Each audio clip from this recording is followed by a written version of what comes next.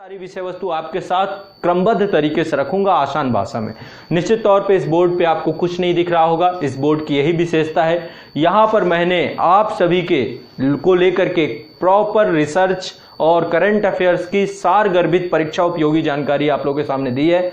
आप लोगों को कुछ नहीं करना, आने वाले 2 से 3 घंटे मेरे साथ रहना है, इत्मीनान से मुझे सुनना है, बिल्कुल भी तनाव नहीं लेना है। हर चीज मैं आप लोगों को याद करा दूंगा, बस मुझे सुनना है।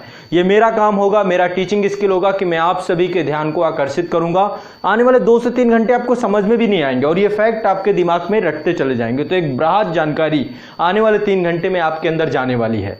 इसको पढ़ने में आपको 1 महीने, 2 महीने, 3 महीने का भी समय लग सकता है, लेकिन आप आने वाले 3 घंटे में पूरे 1 साल के करंट अफेयर्स को पढ़ेंगे ही नहीं, बल्कि परीक्षा को लेकर के आपके आत्मविश्वास में अभूतपूर्व वृद्धि होगी। तो ऐसे में मैं आप सभी को निवेदन करता हूं कि सभी छात्र जितने भी हैं जो आगामी एग्जामों के लिए जा रहे हैं परीक्षा के लिए, आप सभी को एक काम जरूर करना है। मेरे 5 एपिसोड आजाद आईएएस एकेडमी में जो प्लेलिस्ट बनी हुई है मास्टर वीडियो की, करंट अफेयर्स की मैंने एक अलग से प्लेलिस्ट बना दी है।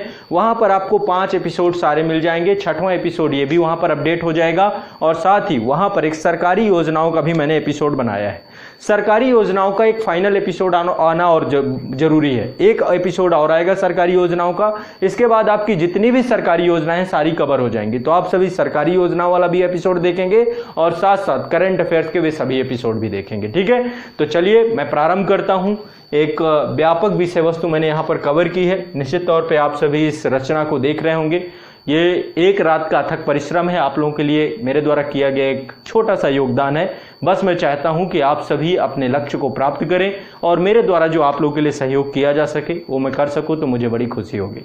तो प्यारे बच्चों, सभी लोगों को ध्यान से सुनना है, पूरा कंसंट्रेशन, पूरा फोकस सब जगह से हटाइए और मेरे साथ आप लोग 2 से 3 घंटे बने रहिए। मैं आपके आत्मविश्वास में बड़ी वृद्धि करने जा रहा हूं, आपके ज्ञान में, आपके रिवीजन में एक बड़ी भूमिका निभाने जा रहा हूं।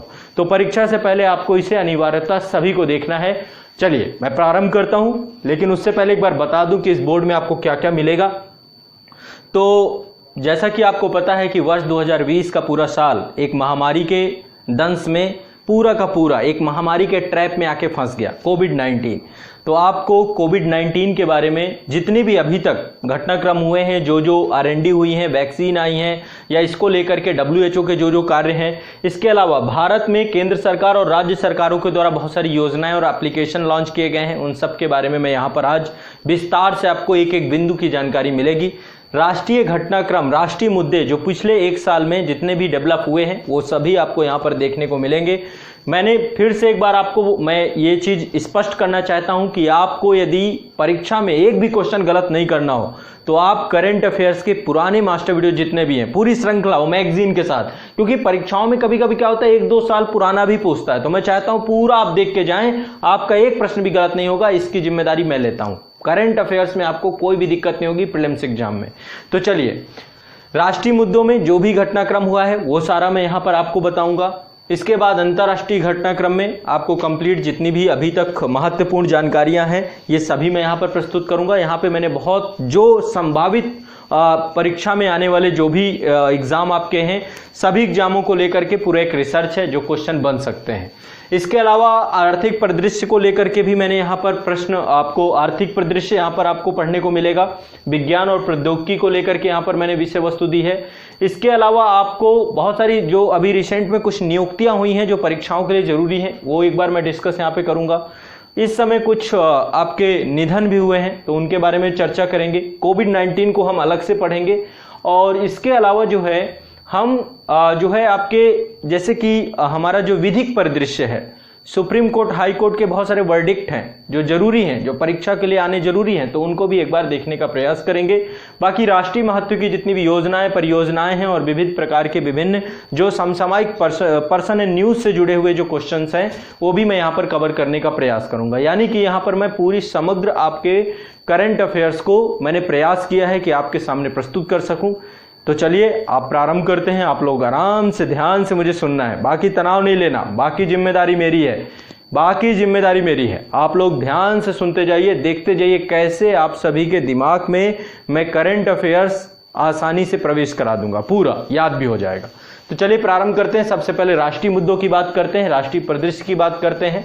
तो राष्ट्रीय परिदृश्य में जैसा कि आपको पता है कि स्वच्छ भारत अभियान के साथ ही भारत सरकार के द्वारा स्वच्छता सर्वेक्षण कराया जाता है। भारत के जितने भी शहर हैं, जिनमें से 2 कैटेगरी बांटी गई हैं, 10 लाख से अधिक आबादी वाले शहर और 1 लाख से 10 लाख की आबादी वाले शहर, है ना।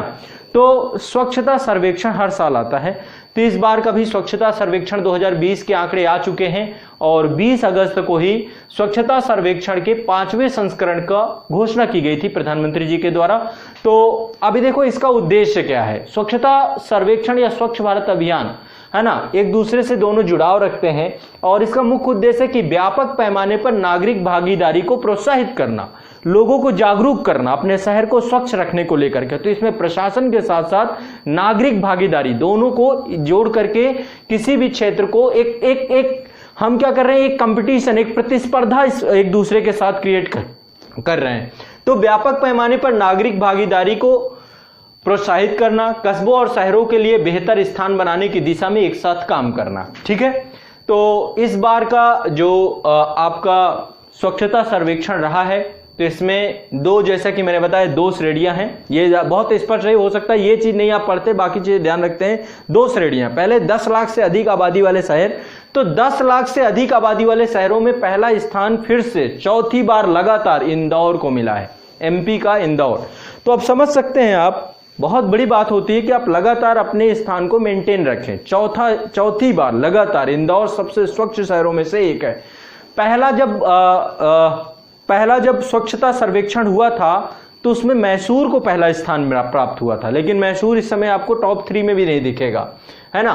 तो पहले नंबर पे आपको इंदौर है एमपी का, दूसरे नंबर पे सूरत इस बार है, गुजरात का सूरत है, तीसरे नंबर पे आपका नवी मुंबई है। तो ये तीनों याद रखने हैं, इंदौर, सूरत और नवी मुंबई। ठीक है, ये क्वेश्चन आता है, आमतौर पे पूछा जा सकता है। दूसरी कैटेगरी जो आपकी है, 1 से 10 लाख शहरों की आबादी की बात करते हैं, तो इसमें नंबर 1 में अंबिकापुर है, ये छत्तीसगढ़ का शहर है। ठीक है, अंबिकापुर छत्तीसगढ़। दूसरा है आपका मैसूर कर्नाटक में है। मैसूर पहले जो है आपका नंबर 1 रह चुका है, लेकिन ये 1 से 10वीं आबादी में, ये आपका ये ध्यान रखना है, मैसूर आपका 1 लाख से 10 लाख की आबादी के अंतर्गत है और ये आपका कर्नाटक का मैसूर है। तीसरे नंबर पे नई दिल्ली है। ठीक है, तीसरे नंबर पे नई दिल्ली है। तो ये आपको दोनों आंकड़े अलग अलग याद रखने हैं, उधर इंदौर, सूरत, नवी मुंबई, इधर अंबिकापुर, मैसूर और नई दिल्ली। ठीक है, अब बात करते हैं उत्तर प्रदेश की कि उत्तर प्रदेश के शहरों की क्या हालचाल है। तो उत्तर प्रदेश में जो हमारी राजधानी है वो 12वें स्थान पे रही। स्वच्छता सर्वेक्षण 2020 में लखनऊ को 12वां स्थान मिला, यानी कि उत्तर प्रदेश का सबसे स्वच्छ शहर इस समय लखनऊ है। इसके बाद आगरा 16वें नंबर पे है, गाजियाबाद 19वें नंबर पे है, प्रयागराज 20वें नंबर पे है ना, प्रयागराज 20वें नंबर पे है, कानपुर 25वें नंबर पे है। ठीक है, तो उत्तर प्रदेश में सबसे स्वच्छ शहर राजधानी लखनऊ है इस बार, और गाजियाबाद 19वें नंबर पे है, प्रयागराज 20वें नंबर पे है। बात करें सबसे साफ कैंटोनमेंट एरिया, जो कैंट एरिया होता है, तो जोधपुर कैंट को ये मिला है, जालंधर कैंट को, माफ करिएगा, जालंधर कैंट को जो है सबसे स्वच्छ कैंटोनमेंट एरिया के रूप में जाना गया है। तो वर्ष 2016 से वार्षिक स्वच्छता सर्वेक्षण की शुरुआत हुई थी और 2016 में जैसा कि मैंने आपको बताया था कि पहले नंबर पे मैसूर था, है ना। अब लगातार 4 वर्षों से इंदौर चल रहा है। तो क्वेश्चन में आमतौर पे इंदौर पूछा जाएगा, लेकिन 1 से 10 लाख की आबादी कुछ ऐसे पूछता है तो फिर याद रखना है अंबिकापुर। ठीक है बच्चों, चलिए आगे बढ़ते हैं। आप लोगों को एक नवंबर की बात है और एक बड़ा मुद्दा जो भारत में सुलझा, इस मुद्दे का नाम है आपका राम जन्मभूमि बाबरी मस्जिद विवाद। 9 नवंबर 2019 को ये मुद्दा जो है पूरी तरीके से सुप्रीम कोर्ट ने कहा, इसको स्पष्ट कर दिया, है ना। तो ऐसे में अभी जो राम मंदिर निर्माण की बात है, तो प्रधानमंत्री जी ने 5 अगस्त 2020 को भव्य राम मंदिर के निर्माण की नींव रखी है ना। अब थोड़ा सा यहाँ पर 2 चीजें जानना जरूरी है। पहली बात, राम मंदिर जो बन रहा है ये पूर्णतः नागर शैली में बन रहा है। जैसा कि आपको पता है कि उत्तर भारत की जो मंदिर स्थापत्य है ये नागर शैली में बनते हैं, है ना। नागर शैली में होता क्या है, एक ऊंचा चबूतरा होता है जिसे वेदी कहते हैं, है ना। मंदिर के ऊपर सबसे ऊपर शिखर होता है, फिर मंडप, अर्धमंडप, है ना। तो नीचे गर्भगृह होता है जिसपे ईश्वर का या जो हमारे आराध्य हैं उनका निवास स्थान होता है। तो कहने का तात्पर्य यह है कि प्रधानमंत्री, ये डेट जरूर याद रखेगा, हो सकता है पूछ ले, 5 अगस्त 2020 को भव्य राम मंदिर के निर्माण की नींव रखी गई, भूमि पूजन किया गया, है ना। और 9 नवंबर 2019, ये डेट भी याद रखिएगा, सुप्रीम कोर्ट का निर्णय आया था राम जन्मभूमि बाबरी मस्जिद विवाद के मामले पर। और इसमें सुप्रीम कोर्ट ने कहा था सरकार को कि मंदिर निर्माण के लिए एक ट्रस्ट का गठन किया जाए, है ना। और ट्रस्ट का जो नाम दिया गया है श्री राम जन्मभूमि तीर्थ क्षेत्र, ये ट्रस्ट का नाम है श्री राम जन्मभूमि तीर्थ श्रेष्ठ, तीर्थ क्षेत्र इसका नाम रखा गया है। और मंदिर निर्माण के लिए 67 एकड़ जो विवादित जमीन थी वो आपको राम जन्मभूमि ट्रस्ट के पास है अभी। और 5 एकड़ की जमीन जो है वो सुन्नी वक्फ बोर्ड को अयोध्या में ही देने की बात सुप्रीम कोर्ट ने कही थी, जो कि दे दी गई थी।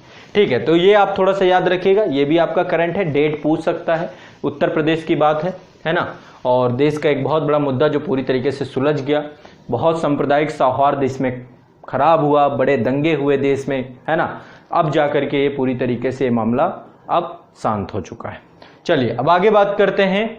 जैसा कि आप देख रहे हैं कि पूरे भारत को एकीकृत करने की बात हो रही है, और ऐसे में एक संस्था बनाई जा रही है छात्रों को ध्यान में रख करके। सभी छात्र जो प्रतियोगी परीक्षाओं की तैयारी कर रहे हैं, तो आप सभी के लिए एक संस्था बनाई जा रही है, एक देश एक परीक्षा को ध्यान में रखते हुए। और ये संस्था का नाम होगा राष्ट्रीय भर्ती एजेंसी, राष्ट्रीय भर्ती एजेंसी NRA। तो जो ग्रुप बी और सी के गैर तकनीकी पद हैं, इनके लिए कॉमन परीक्षा ये भर्ती ये संस्था क्या करेगी, NRA के द्वारा आयोजित किया जाएगा, जिसको CET कहेंगे। आप लोगों ने सब चीज देखी होंगी, इस पे मैंने चर्चा भी की है। तो कॉमन इंटरेस्ट टेस्ट होगा इसमें। और आमतौर पे अभी 3 संस्थाएं जो इंडियन सेंट्रल गवर्नमेंट की 3 बड़ी रिक्रूटमेंट एजेंसी हैं, SSC, RRB और IBPS, इनकी चयन परीक्षाओं का जो पहला चरण है, यानी कि जो प्रीलिम्स एग्जाम था, उसको क्या कर दिया गया, अब उसको हटा करके CET कर दिया जाएगा, है ना। इसको क्या कर दिया जाएगा, CET कर दिया जाएगा।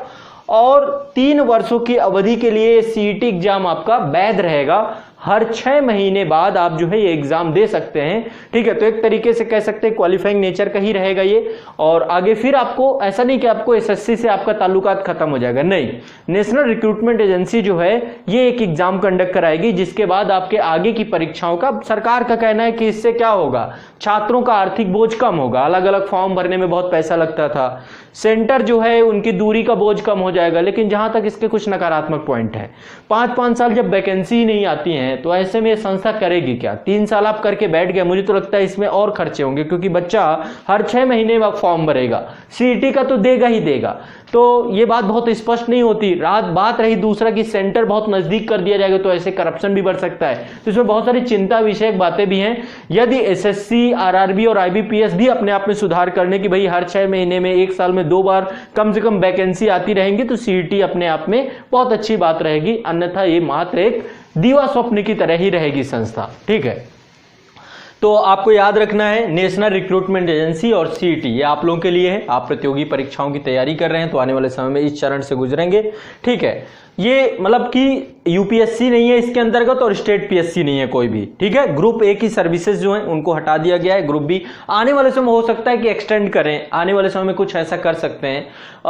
ये मुझे भी कभी कभी लगता है कि आने वाले समय में ये किया जा सकता है कि जैसे UPSC का प्रीलिम्स एग्जाम है, सभी स्टेट PCS के प्रीलिम्स एग्जाम है, इनको मर्ज कर दें। ये किया जा सकता है कि भाई PT एक ही होगा, इसके बाद मेन सब अलग अलग ले लें, ये हो सकता है। लेकिन अब देखो, ये तो गवर्नमेंट के ऊपर है। लेकिन मैं आपको यहाँ पर बहुत स्पष्टतया ये जानकारी आपको दिमाग में रख लेनी है। आगे चलते हैं।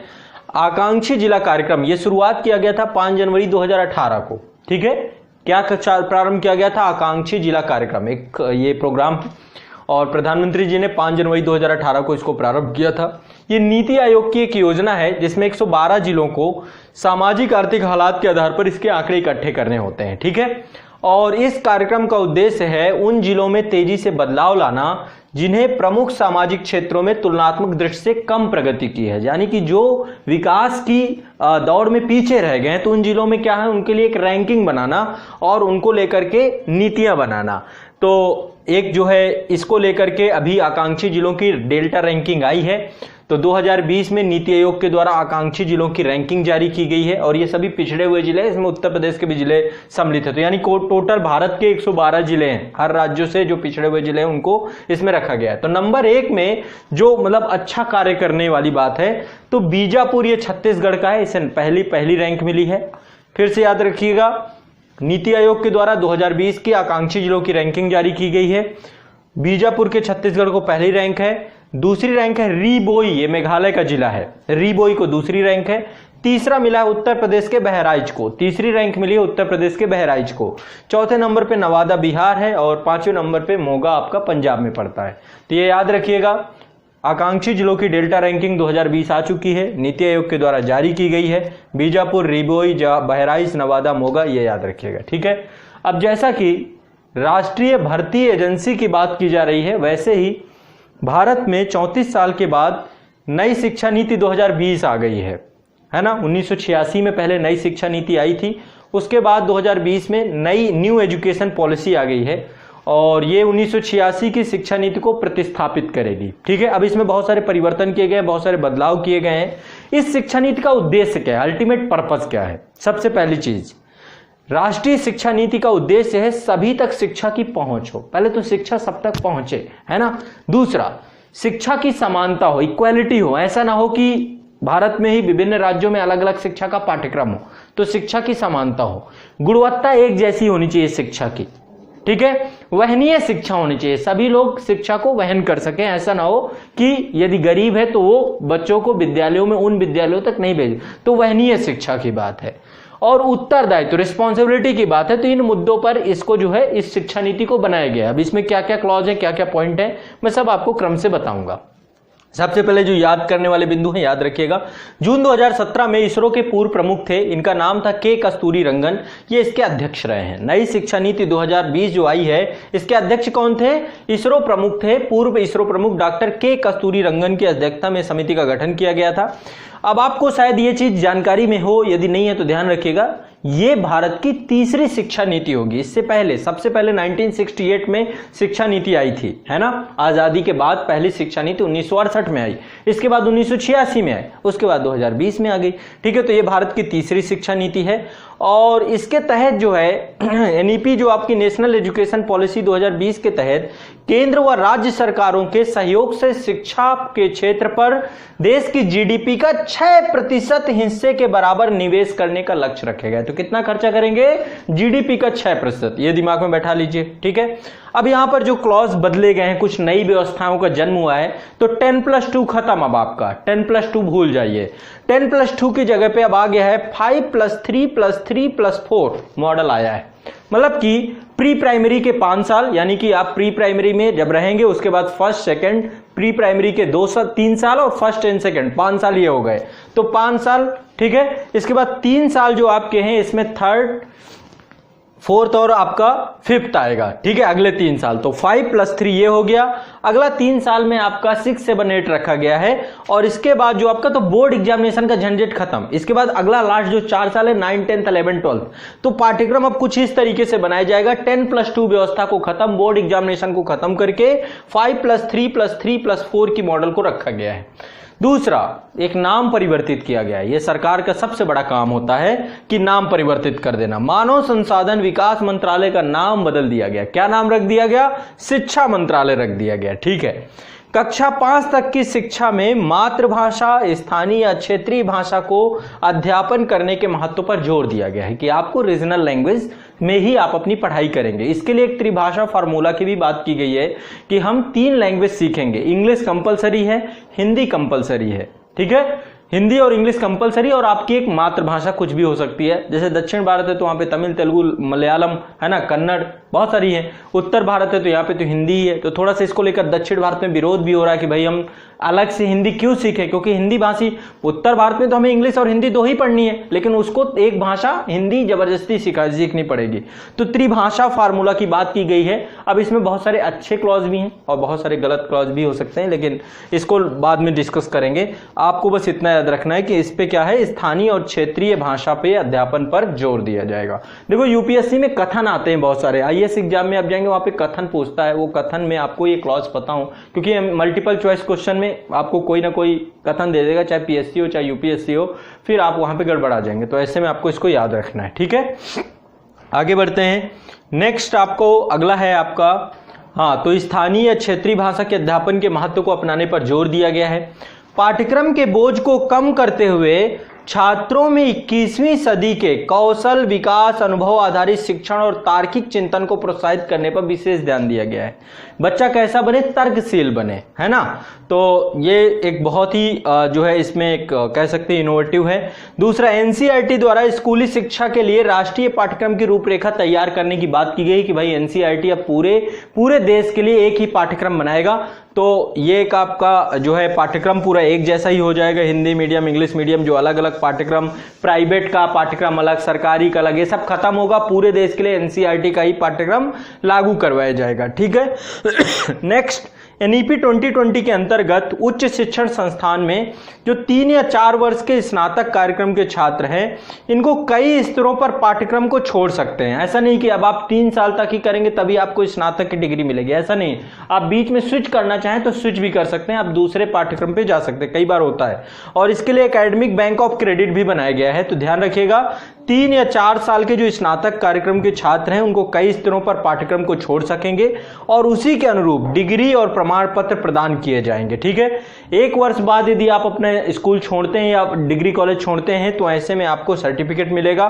2 साल बाद छोड़ते हैं तो डिप्लोमा मिलेगा, 3 साल बाद छोड़ते हैं तो स्नातक डिग्री मिलेगी और 4 साल बाद छोड़ते हैं तो शोध के साथ आपका स्नातक माना जाएगा।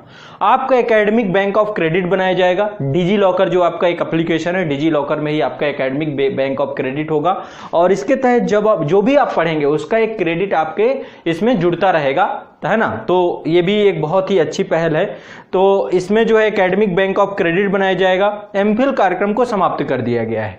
अब एक चीज और ध्यान रखिएगा, चिकित्सा और कानूनी शिक्षा को छोड़कर उच्च शिक्षा के क्षेत्र के लिए एकल निकाय के रूप में भारत उच्च शिक्षा आयोग का गठन किया जाएगा। तो जो अलग अलग रेगुलेटरी बॉडी है, यूजीसी है, ये सब खत्म हो जाएंगी। क्या बचेगी, एक संस्था बनेगी, सिर्फ और सिर्फ चिकित्सा और कानूनी क्षेत्र को छोड़ करके सिर्फ एक संस्था बनेगी, जिसका नाम क्या होगा, जिसका नाम होगा आपका भारत उच्च शिक्षा आयोग का गठन किया जाएगा। और इसके साथ साथ बुनियादी साक्षरता और संख्यात्मक ज्ञान पर राष्ट्रीय मिशन पर ध्यान दिया जाएगा, ठीक है। तो राष्ट्रीय शिक्षा नीति 2020 का ये पूरा प्रारूप है, ड्राफ्ट है, अब ये सदन में प्रस्तुत होगा, है ना। और इसके बाद ये आपके सामने आ जाएगा। बहुत अच्छी बात है, 10+2 खत्म है, 5+3+3+4 मॉडल अब आपके साथ बहुत जल्द बच्चे इसमें आ जाएंगे। अगला है, जैसा कि आपको पता है कोविड-19 का प्रभाव है और कोविड-19 के प्रभाव के कारण से स्कूल, कॉलेज, कोचिंग सब बंद हो गए। ऐसे में डिजिटल एजुकेशन चलने लगी। जितने स्कूल थे सब अपने आप को डिजिटली कन्वर्ट कर चुके हैं। एक अल्टरनेटिव के तौर पे, एक वैकल्पिक व्यवस्था के तौर पे सभी डिजिटल एजुकेशन को अपना रहे हैं। बच्चे पढ़ भी रहे हैं, यहाँ तक कि जो प्राइमरी के हैं, प्राइमरी से लेकर 12th क्लास तक के बच्चे सभी पढ़ रहे हैं। यहाँ तक कि आपके जितने भी हायर एजुकेशन है वहाँ पर भी यही चल रहा है, कोचिंग संस्थान सारे ऑनलाइन है। तो ऐसे में जो मानव संसाधन विकास मंत्रालय है उसके द्वारा प्रज्ञाता दिशा निर्देश जारी किए गए हैं। जैसा कि मैं हमेशा कहता हूं कि डिजिटल एजुकेशन में शिक्षक की जिम्मेदारी बढ़ जाती है, क्योंकि छात्र के पास इंटरनेट है और उसका अनियंत्रित प्रयोग हुआ तो उसके स्वास्थ्य को, उसके मानसिक विकास को, उसके नैतिक पतन को, है ना, उस दिशा में अग्रसर कर देगा। तो ऐसे में ये कार्य मानव संसाधन विकास मंत्रालय ने किया, प्रज्ञाता दिशा निर्देश जारी किए। अब याद रखिएगा, प्रज्ञाता दिशा निर्देश किसके लिए है, डिजिटल एजुकेशन, ऑनलाइन एजुकेशन के लिए है। अब है क्या इसमें, 14 जुलाई 2020 को मानव संसाधन विकास मंत्रालय द्वारा डिजिटल शिक्षा पर प्रज्ञाता दिशा निर्देश जारी किए गए हैं, जिसके तहत ऑनलाइन एजुकेशन के 8 चरण इन्होंने बताए कि 8 चरणों में हम इसको क्या करेंगे, इस कार्यक्रम को हम रेगुलेट करेंगे। पहले तो हमें प्लानिंग बनानी है कि कैसे ऑनलाइन एजुकेशन देनी है। दूसरा, समीक्षा करते रहना, रिव्यू कि ये किस तरीके से पॉजिटिव इसके क्या पॉइंट है, निगेटिव क्या व्यवस्था होगी, कैसे हमें पूरा का पूरा एक स्ट्रक्चर डेवलप करेंगे, कैसे हम मार्गदर्शित करेंगे। जैसे बच्चे को हम देखते थे ना, एक समय था गुरुकुल प्रणाली में कि बच्चा अपने गुरु के पास आता था और लंबी अवधि तक रहता था उसके पास, है ना, 10 से 12 साल रहता था उपनयन संस्कार के बाद माता पिता को छोड़ के। लेकिन अब वो समय तो खत्म हो गया है। डिजिटल एजुकेशन में मेरे हिसाब से थोड़ा सा एक प्रॉब्लम है कि बच्चा यदि सेल्फ डिसिप्लिन नहीं है तो ऐसे में वो बहुत ज्यादा दिग्भ्रमित हो सकता है, तनावग्रस्त हो सकता है, अवसादग्रस्त हो सकता है। इसलिए छात्र को गुरु का सानिध्य होना बहुत आवश्यक है। तो ये सारी चीजों को इसमें ध्यान में रखा गया कि हमें इन चीजों को ध्यान रखना है। बच्चे के साथ एक कन्वर्सेशन होनी चाहिए, प्रॉपर बातचीत होनी चाहिए, असाइनमेंट मिलने चाहिए, ट्रैकिंग होनी चाहिए और उसको एप्रिसिएट भी करना चाहिए। ये सब चीजें ऑफलाइन में होती है लेकिन ऑनलाइन में थोड़ा सा इन चीजों को, है ना, तो ट्रैकिंग बहुत जरूरी है ना। अब आगे बात करते हैं। आगे है आपका प्राइमरी से पहले के छात्रों के लिए ऑनलाइन कक्षाएं जो होंगी, जो प्राइमरी से पहले के छात्र, उनको केवल एक सत्र चलाया जाएगा और 30 मिनट से 30 मिनट से अधिक का नहीं हो सकता है। ठीक है, ये ध्यान रखना है। प्राइमरी के पहले के छात्रों के लिए ऑनलाइन कक्षा जो है 30 मिनट से अधिक की नहीं हो सकती, यानी कि एक ही क्लास होगी उनकी 30 मिनट से अधिक की। इसके बाद दूसरे नंबर पे है कक्षा 1 से लेकर कक्षा 8 तक के छात्रों को 2 ऑनलाइन क्लासेस कराई जाएंगी जिनकी अवधि 30 से 45 मिनट तक हो सकती है। और कक्षा 9 से लेकर कक्षा 12 तक के छात्रों के लिए 4 सत्र होंगे, 4 सत्र होंगे और ये चारों सत्र में जो है ये 30 से 45 मिनट के 4 सत्र हो सकते हैं। तो प्राइमरी के बच्चों के लिए एक सत्र 30 मिनट का, प्राइमरी से क्लास 1 से लेकर क्लास 8 तक के बच्चों के लिए 2 सत्र 30 से 45 मिनट के और 9 से लेकर 12वीं तक के बच्चों के लिए 4 सत्र होंगे, ये भी 30 से 45 मिनट के होंगे, ये ध्यान रखना है। इसके साथ साथ डिजिटल एजुकेशन के दौरान बच्चे का शारीरिक मानसिक स्वास्थ्य और तंदुरुस्ती और सुरक्षा सावधानियों के भी उपाय किए जाएंगे। ये भी ध्यान में रखना होगा एक शिक्षक को कि उसका नैतिक पतन ना हो, नैतिक उत्थान होना चाहिए। ऐसी एजुकेशन को भी ध्यान में रखना पड़ेगा। ठीक है, तो साइबर सुरक्षा और नैतिकता को बनाए रखने की जिम्मेदारी भी प्रज्ञाता दिशा निर्देश के तहत दी गई है। तो याद रखिएगा, प्रज्ञाता दिशा निर्देश डिजिटल एजुकेशन के लिए है। अब जैसा कि आपको पता है कि कोविड-19 ने क्या कर दिया, पूरे विश्व की अर्थव्यवस्थाओं को बंद कर दिया। लॉकडाउन हो गया, सोशल डिस्टेंसिंग हो गई, है ना। ऐसे में पूरे विश्व की अर्थव्यवस्थाएं क्या हो गई, अपने आप में सभी पूरी तरीके से बंद हो गई। अर्थव्यवस्थाओं की स्थिति ये हो गई, जैसे भारत की अर्थव्यवस्था देखिए जीडीपी माइनस में चली गई, -23.9। कभी नहीं सोचा था कभी ऐसा होगा, तो सबके साथ हुआ है। और दूसरा, चूंकि कोविड-19 के टाइम पीरियड पे एविएशन बंद हो गया, शिपमेंट बंद हो गई, ऐसे में बहुत जरूरी हो गया कि हम अपने देश को आत्मनिर्भर बनाएं और सरकार ने भी इसकी तरफ प्रयास किया और एक पूरा का पूरा कार्यक्रम आया, आत्मनिर्भर अभियान। अब ये क्या है, इसको समझने का प्रयास करते हैं, बहुत आसान भाषा में समझाऊंगा। तो कोविड-19 के प्रभाव से व्यापार और वैश्विक अर्थव्यवस्था में भयंकर गिरावट दर्ज की जा रही है और भारत भी इसी महामारी के दौरान लॉकडाउन के साथ साथ प्रवासी मजदूरों का पलायन, है ना, ऐसी विभिन्न समस्याओं से जो है भारत भी गुजर रहा है। और ऐसे में आर्थिक मंदी की समस्या सबसे ज्यादा बनी हुई है। परिणाम स्वरूप मई 2020 में हमारे प्रधानमंत्री जी ने आत्मनिर्भर अभियान के तहत 20 लाख करोड़ रुपए, ये ध्यान रखिएगा, 20 लाख करोड़ रुपए का पैकेज जो है, आर्थिक पैकेज उन्होंने घोषणा की। अब इसके 5 स्तंभ है, हमें 5 चरणों में काम करना है, 5 एरिया में काम करना है हमें। कौन कौन से? सबसे पहला, हमें अर्थव्यवस्था पे काम करना है। दूसरा, अवसंरचना पे काम करना है, इंफ्रास्ट्रक्चर पे काम करना है। अब देखिए, भारत एक ऐसा देश है जहां पे सर्विस सेक्टर बहुत प्रभावी है। हम वैसे एक प्राइमरी सेक्टर के देश हैं जहां पे कृषि अर्थव्यवस्था है, लेकिन हमारे यहाँ पे जो सबसे ज्यादा डोमिनेंट है वो सर्विस सेक्टर है। हमारे यहाँ पे मैन्युफैक्चरिंग सेक्टर का पूर्णता अभाव है। हम विश्व में बहुत सारे देशों पे निर्भर है, चाहे चाइना हो चाहे अमेरिका हो। तो ऐसे में बहुत जरूरी है कि देश को मेक इन इंडिया किया जाए, या देश में अब मैन्युफैक्चरिंग उद्योग क्षेत्र को भी हम, उसके लिए बहुत जरूरी होता है अवसंरचना निर्माण, इंफ्रास्ट्रक्चर का निर्माण। तो आत्मनिर्भर अभियान के तहत अवसंरचना पे काम किया जाएगा।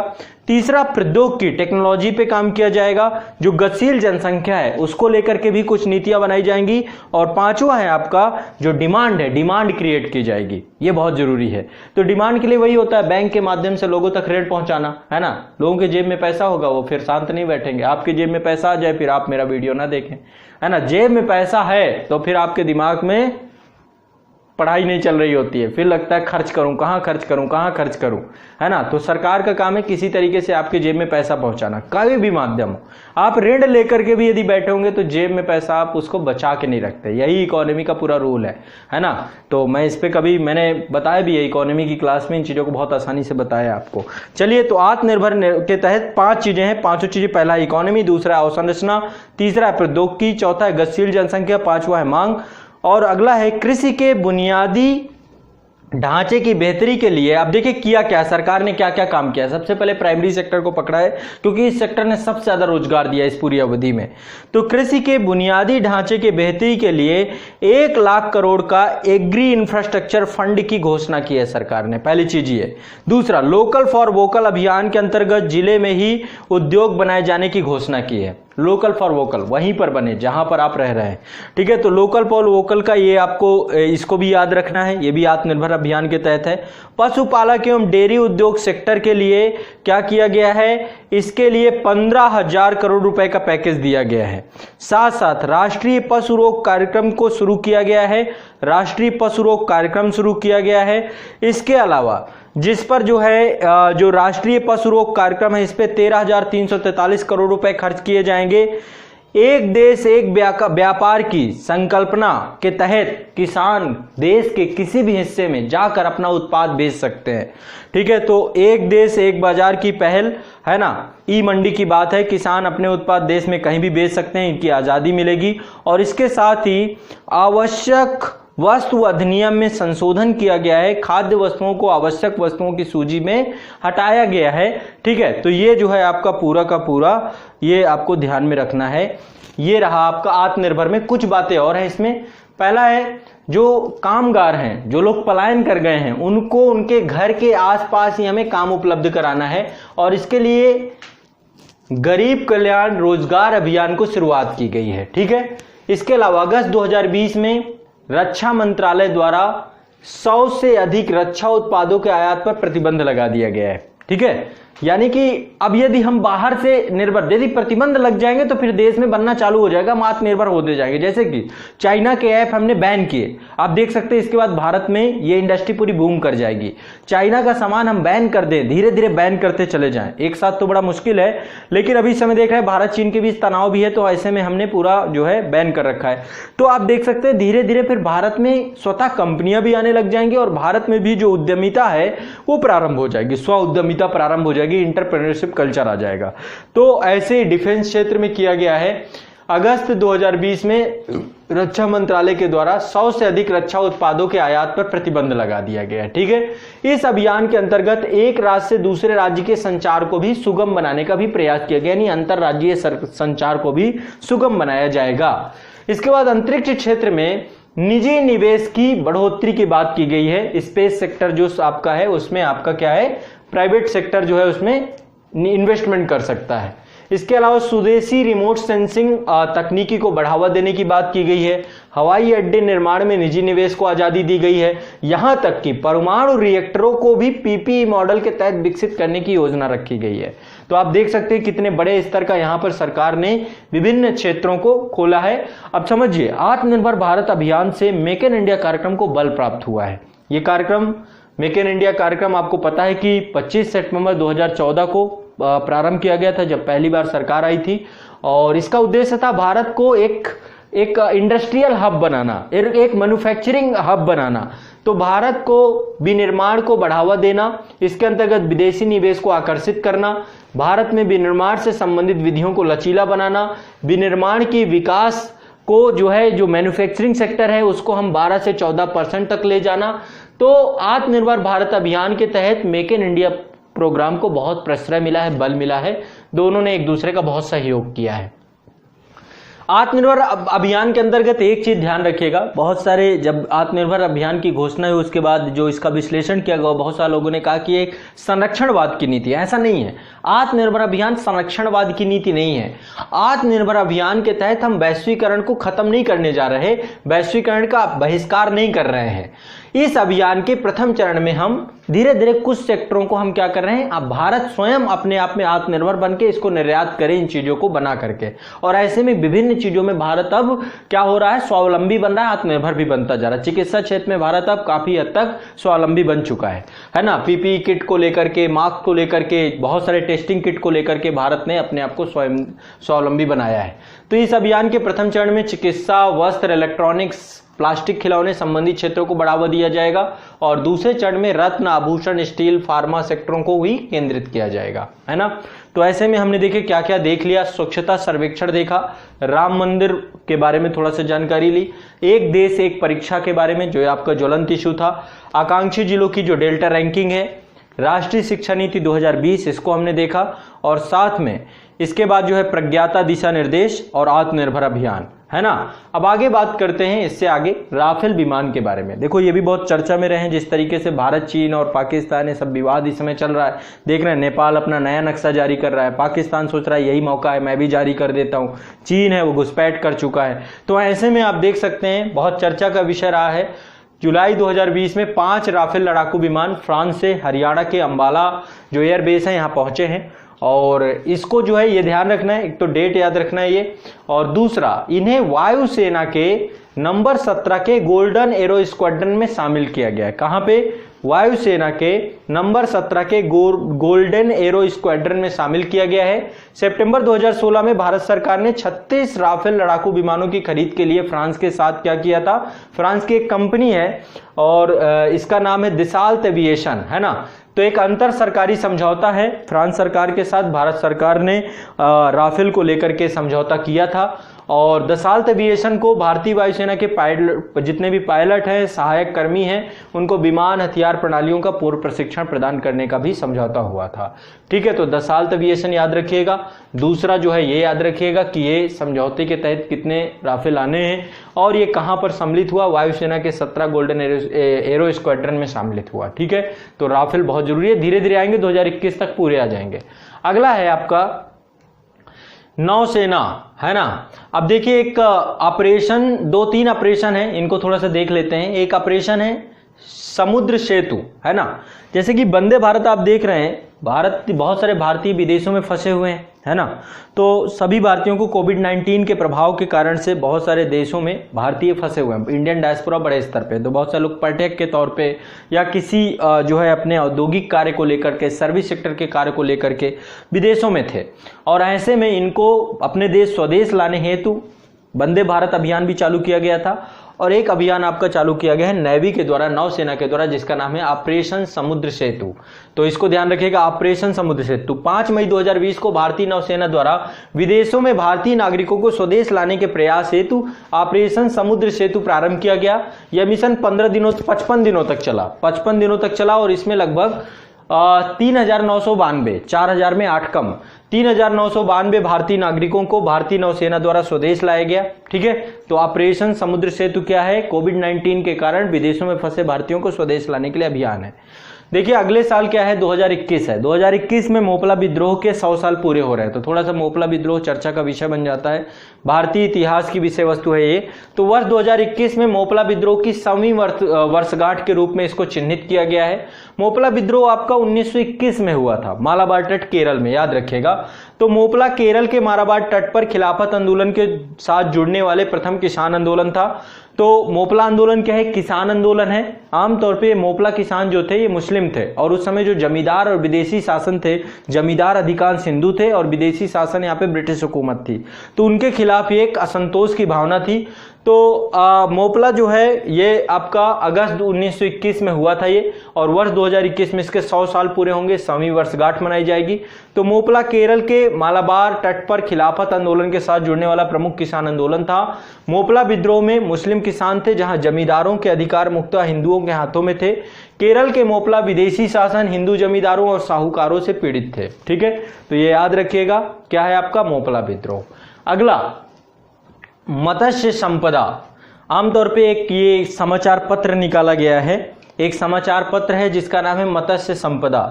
तो एक एक्वाकल्चर न्यूज लेटर है और इसको निकाला है केंद्रीय पशुपालन, डेयरी और मत्स्य पालन मंत्री श्री गिरिराज सिंह ने।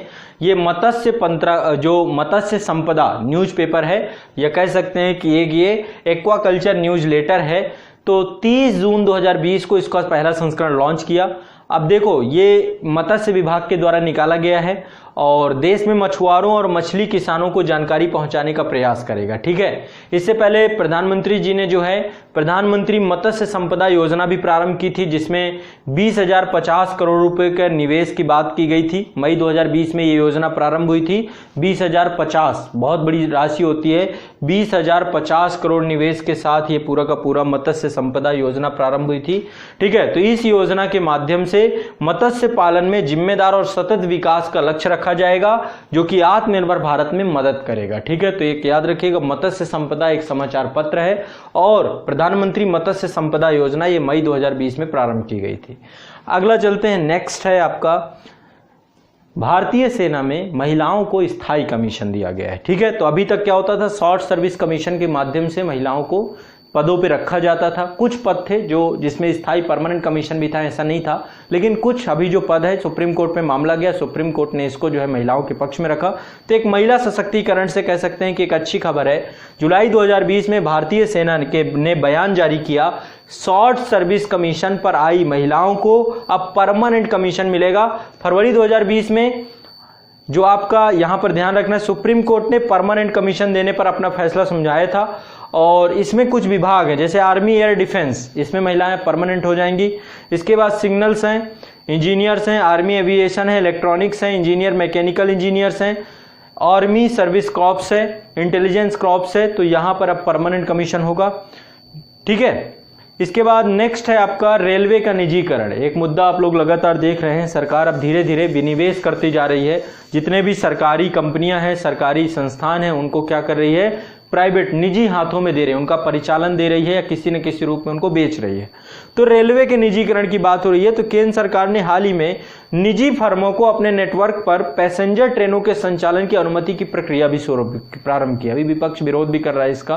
तो आप देख सकते हैं रेलवे के निजीकरण की बात चल रही है और केंद्र सरकार ने निजी फर्मों को अपने नेटवर्क पर पैसेंजर ट्रेनों के संचालन की अनुमति की प्रक्रिया प्रारंभ की है। यानी कि जो पैसेंजर ट्रेनें हैं, जो आप देखते हैं, आप कभी भी चालू करें पैसेंजर से चलेंगे तो आप टाइम से नहीं पहुंच पाएंगे, बिल्कुल बेहद, तो सरकार ने इनको निजी हाथों में दे दिया है। ठीक है, अब दरअसल ये नीति आयोग का पूरा एक योजना है। नीति आयोग कह रहा है कि हमें क्या करना है, एक व्यापक कार्य योजना बनानी है, जिसके तहत हमें जो रेलवे स्टेशन है उसके आसपास निजी निवेश को आकर्षित करना है। तो उसके तहत ये निजीकरण चल रहा है। ठीक है, और इसके तहत समावेशी विकास की परिकल्पना की गई है, जिसके माध्यम से काफी निजी निवेश आकर्षित होगा। केंद्र सरकार का लक्ष्य है कि 2023 तक निजी ट्रेनों का परिचालन शुरू हो जाए। 2023 तक मतलब धीरे धीरे निजी ट्रेनों का परिचालन प्रारंभ कर दिया जाए। तो रेलवे का निजीकरण होना प्रारंभ हो चुका है। जो पैसेंजर ट्रेनें हैं 2023 तक हो सकता है कि आप देखें, लेकिन आप देखेंगे तो ये बहुत छोटा हिस्सा है रेलवे तंत्र का, एक बहुत पैसेंजर ट्रेनें बहुत छोटा हिस्सा है, लेकिन ये प्रतीकात्मक निजीकरण तो है। अब धीरे धीरे इसको प्रतीकात्मक निजीकरण भी कह रहे हैं। तो निजीकरण अब धीरे धीरे आप देखेंगे हर एक क्षेत्र में, चाहे एविएशन हो, चाहे रेलवे हो, चाहे किसी भी प्रकार के आपके पब्लिक सेक्टर अंडरटेकिंग हो, हर जगह पे निजीकरण की प्रक्रिया, विनिवेश की प्रक्रिया प्रारंभ हो गई है। जैसे ऑपरेशन सेतु समुद्र सेतु था, उसी प्रकार से एक बनाया गया था मिशन सागर, ये भी नेवी के द्वारा चलाया गया था। तो इसको भी याद रखना है, मिशन सागर 10 मई 2020 को भारतीय नौसेना द्वारा प्रारंभ किया गया। ये भी कोविड-19 के दर्ज पे ही प्रारंभ किया गया। इसी दौरान 49 दिनों तक चला और इसका उद्देश्य था जो पड़ोसी देश हैं भारत के, उन पड़ोसी देशों को क्या है, आवश्यक सुविधाएं पहुंचाना, आवश्यक सामग्री पहुंचाना। तो मिशन सागर 10 मई 2020 को भारतीय नौसेना द्वारा प्रारंभ किया गया, 49 दिनों तक चला। उद्देश्य क्या था, कोविड-19 महामारी से निपटने के लिए हमारे समुद्री पड़ोसियों को सहायता देना, है ना। यह मिशन प्रारंभ हुआ। इस मिशन के तहत आईएनएस केसरी को तैनात किया गया था, है ना, आईएनएस केसरी को तैनात किया गया था। 10 मई 2020 को कोविड-19 से संबंधित आवश्यक दवाओं को, जैसे कि हाइड्रोक्सीक्लोरोक्विन टेबलेट सहित मेडिकल असिस्टेंट टीम और लगभग 600 टन खाद्य पदार्थों के साथ आईएनएस केसरी जो है वो इसने इस मिशन का प्रारंभ किया। तो आमतौर पे जो हमारा समुद्री पड़ोस है, जिसमें से मालदीव, श्रीलंका, है ना। जितने भी आसपास के देश हैं इन सभी देशों को हमें क्या करना है, कॉन्फिडेंस में भी रखना और इनकी मदद भी करनी है। तो मिशन सागर आप ध्यान रखिएगा। कोविड-19 के दौरान आवश्यक दवाओं को, मेडिकल असिस्टेंट आदि सभी को जो है अपने समुद्री पड़ोसियों की सहायता देने के उद्देश्य से चलाया गया था। अगला है, एक रिपोर्ट आई है सतत विकास रिपोर्ट 2020। याद रखिएगा इस रिपोर्ट को, सतत विकास रिपोर्ट 2020 आई है। ये रिपोर्ट निकालता कौन है, कैम्ब्रिज यूनिवर्सिटी के प्रेस द्वारा निकाली जाती है, ठीक है। और इसके तहत जो पहला स्थान मिला है स्वीडन को मिला है। सतत विकास रिपोर्ट में पहला स्थान स्वीडन, भारत को 117वां स्थान मिला है। ध्यान रखिएगा, सतत विकास रिपोर्ट 2020 में भारत 117वें स्थान पे है। पहले स्थान पे स्वीडन, दूसरे नंबर पे डेनमार्क और तीसरे नंबर पे फिनलैंड है, ध्यान रखना है। दूसरी एक और रिपोर्ट है जिसका नाम है सूचना जोखिम सूचकांक 2020। पहला था आपका सतत विकास रिपोर्ट, ठीक है, भारत 117वें नंबर पे। दूसरा है सूचना जोखिम सूचकांक 2020। ये आपदा प्रबंधन से जुड़ा हुआ है कि किसी देश में आपदा आती है तो कितनी जल्दी वहां के नागरिकों को सूचित किया जाता है। तो सूचना जोखिम सूचकांक के आपदाओं के प्रबंधन के लिए साझा साक्ष्य अनुसंधान केंद्र एक संस्था है जिसका नाम है इन्फॉर्म, है ना, इन्फॉर्म के द्वारा जारी किया जाता है। और ये इन्फॉर्म जो संस्था है इसको बोलते हैं साझा साक्ष्य अनुसंधान केंद्र है ये इन्फॉर्म, और ये यूरोपीय संघ के अंतर्गत काम करती है संस्था। तो इस संस्था के द्वारा कहने का है कि सोमालिया एक ऐसा देश है जहां पे आपदा जोखिम को पहले नहीं बताया जाता, सूचित नहीं किया जाता। तो इसमें जब सबसे मतलब कह सकते हैं सबसे बुरी स्थिति है वो है सोमालिया की। सोमालिया के बाद दूसरा आपका केंद्रीय अफ्रीका गणराज्य आता है, सेंट्रल अफ्रीकन गणराज्य आता है। तीसरे नंबर पे आपका दक्षिणी सूडान और यमन आता है। भारत का 31वां स्थान है ना।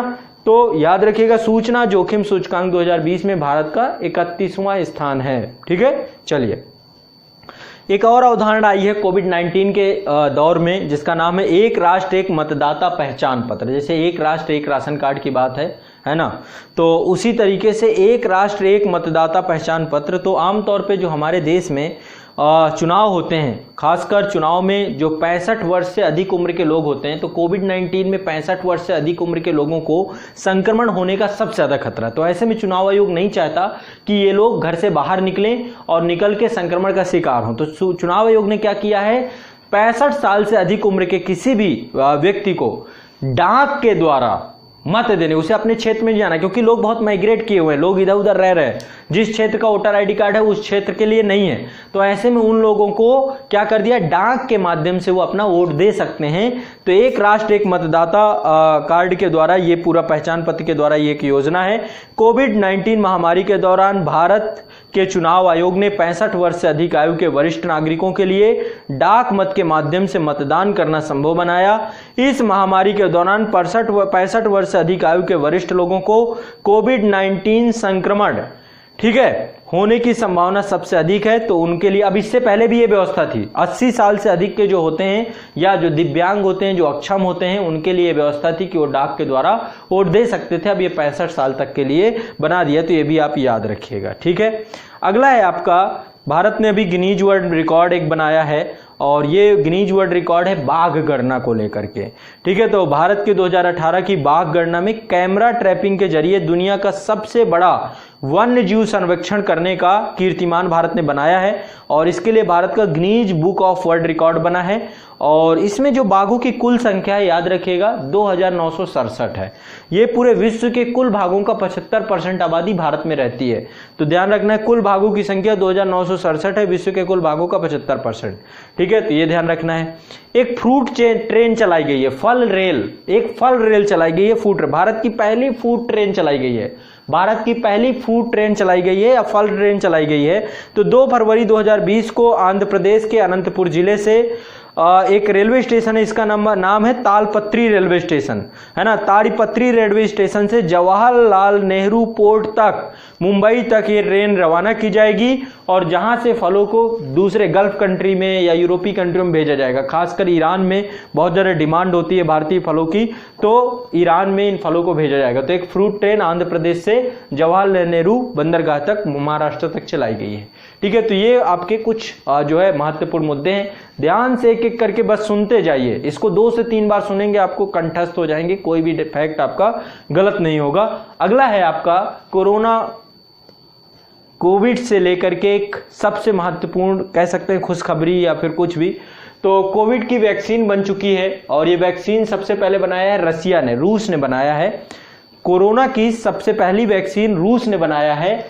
कोविड-19 की वैक्सीन को आधिकारिक रूप से पंजीकृत करने और इसका उपयोग करने के लिए पहला देश बन चुका है रूस। ठीक है, तो आधिकारिक रूप से इसको पंजीकृत भी किया है। और ये जो ये आपकी वैक्सीन है, इसका नाम है स्पुतनिक वी। और सबसे पहले इसको दिया गया था जो वहाँ के राष्ट्रपति पुतिन है, उनकी पुत्री को दिया गया था, उनकी बेटी को ये वैक्सीन दी गई थी, जिसके अभी तक कोई नकारात्मक परिणाम नहीं आए हैं। अभी तक ये कह सकते हैं सबसे सफल है। बाकी भी बहुत सारी ऑक्सफोर्ड यूनिवर्सिटी के द्वारा जो बनाई जा रही वैक्सीन है, उसमें भी काफ़ी सारे निगेटिव पॉइंट आ चुके हैं और उसको भी शायद बैन भी कर दिया गया है। लेकिन रूस के द्वारा कोविड-19 वैक्सीन की आधिकारिक रूप से पंजीकृत करने वाली और इसे उपयोग करने की तैयार करने वाला पहला देश बन गया है। और इसका नाम जो रखा गया है, प्रथम कृत्रिम उपग्रह स्पुतनिक आई के नाम पर इसका नाम स्पुतनिक वी रखा गया है। क्या नाम है? Sputnik V. इस कोविड-19 की दवा का नाम स्पुतनिक वी है। और वैक्सीन को रूस के रक्षा मंत्रालय के सहयोग से मॉस्को के गामलेया संस्थान द्वारा विकसित किया गया है। तो ये भी ध्यान रखना है किस संस्था ने बनाया है इसको। ठीक है, तो रक्षा मंत्रालय है रूस का और दूसरा है गामलेया संस्थान के द्वारा विकसित किया गया है। ठीक है, भारत ने भी एक वैक्सीन बनाई है, आगे भी मैं इस पे और चर्चा करूंगा। लेकिन भारत की वैक्सीन का नाम है कोवैक्सीन। अभी मानव नैदानिक परीक्षण चल रहा है इसका और इसको लेकर इसको अनुमोदित कर दिया गया है। और एक और भारत की है जाइकोव डी भी ये आपकी भारत की एक वैक्सीन है, इसका भी क्लिनिकल ट्रायल अभी चल रहा है, अभी अपने पहले चरण में ही है। ठीक है, तो कोवैक्सीन है और देखिए क्या होता है इसका भी, ये बहुत बड़ी हमारे लिए उपलब्धि होगी। तो अभी कोवैक्सीन के बारे में बताऊंगा, इससे 2-3 पॉइंट और हैं। लेबनान की राजधानी बेरूत में एक धमाका हो गया है ना, और ये धमाका था वहां के वेयर हाउस में। वहां पे जो लेबनान बेरूत पोर्ट है, बेरूत पोर्ट पे अमोनियम नाइट्रेट का भंडारण होना। तो बेरूत विस्फोट हुआ है, लेबनान की राजधानी बेरूत में एक बड़ा विस्फोट हुआ जिसमें कम से कम 100 लोग तो मारे ही गए हैं, 4000 लोग घायल हो गए हैं और लाखों की संख्या में लोग बेघर हो गए हैं। ठीक है, तो बेरूत के बंदरगाह में वेयर हाउस में लगभग 2750 टन अमोनियम नाइट्रेट मौजूद था। अब देखो इस लोकेशन के आधार पे आपको थोड़ा देखना चाहिए कि आसपास कोई समुद्र है क्या, है ना। यदि यहाँ पर भूमध्य सागर है तो भूमध्य सागर से सीमा साझा करने वाले देश कौन कौन से, सब काम आपका है।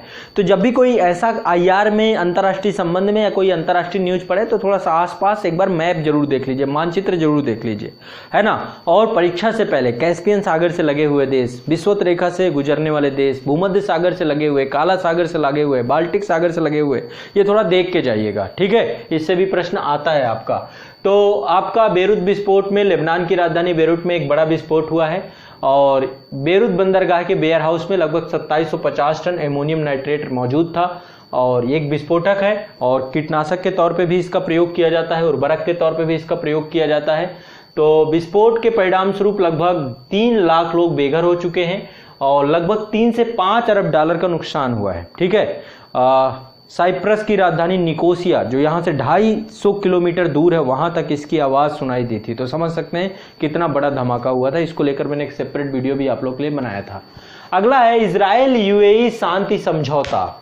ठीक है, इजराइल जैसे कि आप जानते हैं मिडिल ईस्ट में उपस्थित है। अब देखो फिर से ये शब्द आता है तो फिर मिडिल ईस्ट है, मध्य पूर्व है, मध्य पूर्व के बाद गल्फ कंट्री कहाँ पे, UAE कहाँ पे है, वहाँ पर आसपास कौन सा जो है खाड़ी लगती है, ये सब कुछ आपको देखना चाहिए। तो इजराइल UAE शांति समझौता हुआ है। तो संयुक्त अरब अमीरात ने हाल ही में इजराइल के साथ एक शांति समझौता किया है और ये पहला खाड़ी देश बन गया है। और ये समझौता एक तरीके से कह सकते हैं कि जो विवादित वेस्ट बैंक वाला एरिया है उस पे इजराइल के कब्जे को रोकता है ये समझौता। ठीक है, तो इजराइल के द्वारा मिस्र से 1979 पे समझौता किया गया था, जॉर्डन से 1994 पे समझौता किया गया था और अब ये UAE तीसरा देश बन गया है। ठीक है, अरब देशों की बात करें तो अरब देशों में तीसरा देश है और गल्फ कंट्री की बात करें, खाड़ी कंट्रों की बात करें तो पहला देश है ये। तो UAE ने इजराइल के साथ एक शांति समझौता किया है और इस समझौते ने वेस्ट बैंक पर इजराइल के कब्जे को रोक दिया है। ठीक है, वेस्ट बैंक कहां पर उपस्थित है एक बार देखिएगा मानचित्र में, इजराइल और जॉर्डन के बीच में, जॉर्डन में ही मृत सागर है ना, डेड सी है। अगला है पाकिस्तान। ये अलग ही पागल है, इसके अपने ही चर्चे हैं, ये इसका समझ में नहीं आती है। आपने देखा हुआ एससीओ की बैठक में भी, जो राष्ट्रीय सुरक्षा सलाहकारों की बैठक हो रही थी, उसमें भी ये अपना नया मानचित्र लेके आ गया। इसके अपने ही राग है, कुछ नहीं तो कुछ सही। और ऐसे में देखा आपने, इसने पूरा का पूरा सार्क के अस्तित्व को ही खत्म कर दिया, उसकी प्रासंगिकता ही समाप्त कर दी। यही मुद्दे सीमा विवाद ऐसे एससीओ के साथ करना प्रारंभ कर दिया इसने।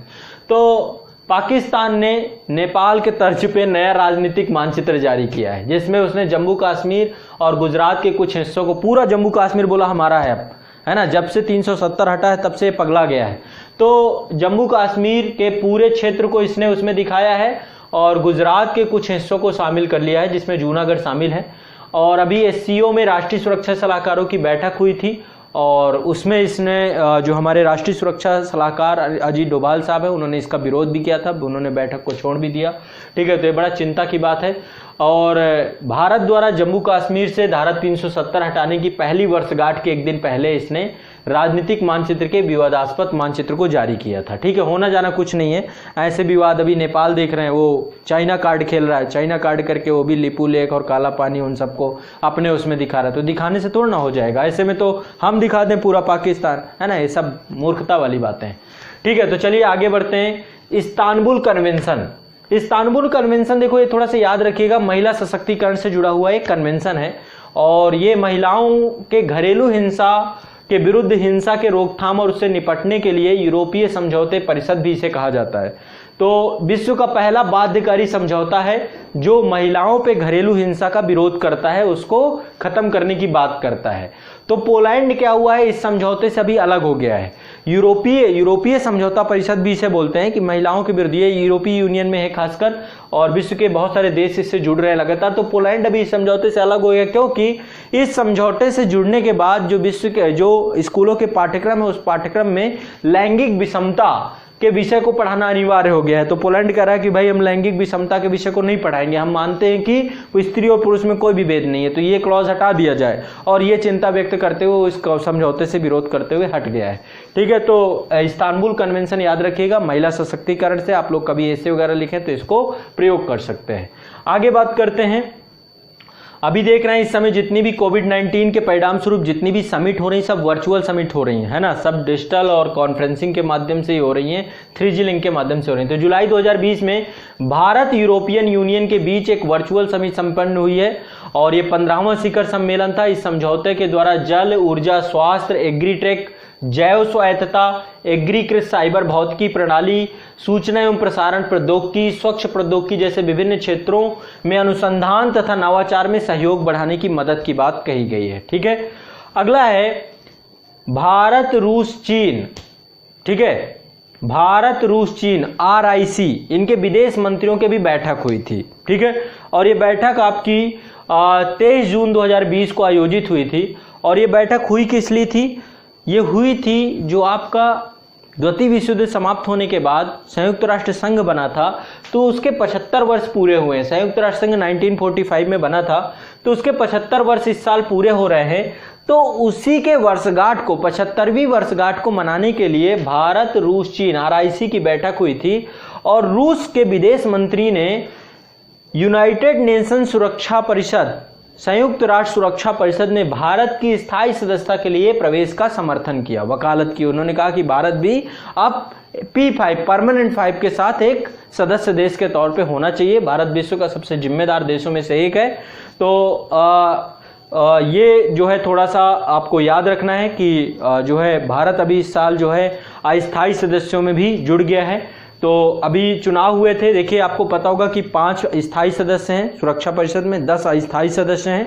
तो भारत 17 जून 2020 को आयरलैंड, मैक्सिको और नॉर्वे के साथ यूनाइटेड नेशन सुरक्षा परिषद के गैर स्थायी सदस्यों के रूप में 2021-22 के लिए चुना गया है। ठीक है ना, हर साल चुनाव होते हैं और तो इस बार जो है आयरलैंड, मैक्सिको और नॉर्वे, इसके साथ भारत को भी चुना गया है और स्थायी की वकालत की गई है। चाइना भर विरोध कर रहा, बाकी सब तो साथ में आ गए हैं। ठीक है, तो 1993 सदस्यीय महासभा में 184 वोट प्राप्त करने के बाद 2 साल के कार्यकाल के लिए हेतु 8वीं बार UNSC का जो है भारत सदस्य बना है। 8वीं बार अस्थायी सदस्यता भारत को मिली है, याद रखिए एक बात, और स्थायी सदस्यता की वकालत रूस ने की है। आगे बात करते हैं ऑपरेशन लीजेंड। ये ऑपरेशन अमेरिका के राष्ट्रपति के द्वारा चलाया गया ऑपरेशन है। अमेरिका में आने वाले चुनाव हैं, अमेरिका में इस साल चुनाव हैं और याद रखिएगा नवंबर का पहला मंगलवार अमेरिका में चुनाव होते हैं। नवंबर के पहले मंगलवार में, इस बार नवंबर का पहला मंगलवार 3 नवंबर पड़ रहा शायद, है ना। तो अमेरिकी राष्ट्रपति डोनाल्ड ट्रंप के द्वारा शुरू किया गया है ऑपरेशन लीजेंड और इस ऑपरेशन के तहत 3 नवंबर 2020 को आने वाले राष्ट्रपति चुनाव के दौरान कानून और व्यवस्था को बनाए रखने का प्रयास किया जाएगा, किसी तरीके का लॉ एंड ऑर्डर न खराब हो। अगला एक क्वाड ग्रुप, ये आप बड़ा चर्चा में देख रहे हैं, क्वाड क्या है ना, 5 आइज क्या है, तो थोड़ा सा इसके बारे में भी मैं आपको जानकारी देता हूं, क्वाड क्या है और 5 आइज क्या है, पूछ सकता है। तो क्वाड ग्रुप में 4 देश हैं, ठीक है। 4 देश में कौन कौन से, एक तो हमारा भारत है, दूसरा जापान है, ऑस्ट्रेलिया और अमेरिका है। फिर से याद रखिए, Bharat, Japan, Australia, America, Bharat, Japan, Australia, America, ये प्रशांत महासागर से लगे हुए देश हैं। अमेरिका भी लगा हुआ है, आप देखेंगे यहां पर भारत भी है, भारत हिंद प्रशांत आपका जो आपका इंडियन ओशन है ये तो आई है, जापान और ऑस्ट्रेलिया तो लगे हुए हैं।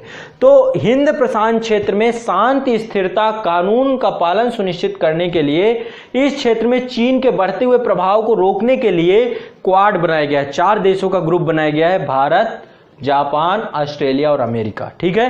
हिंद प्रशांत क्षेत्र में चीन के बढ़ते हुए प्रभुत्व को कम करने, शांति, स्थिरता और कानून के पालन को सुनिश्चित कराने के लिए।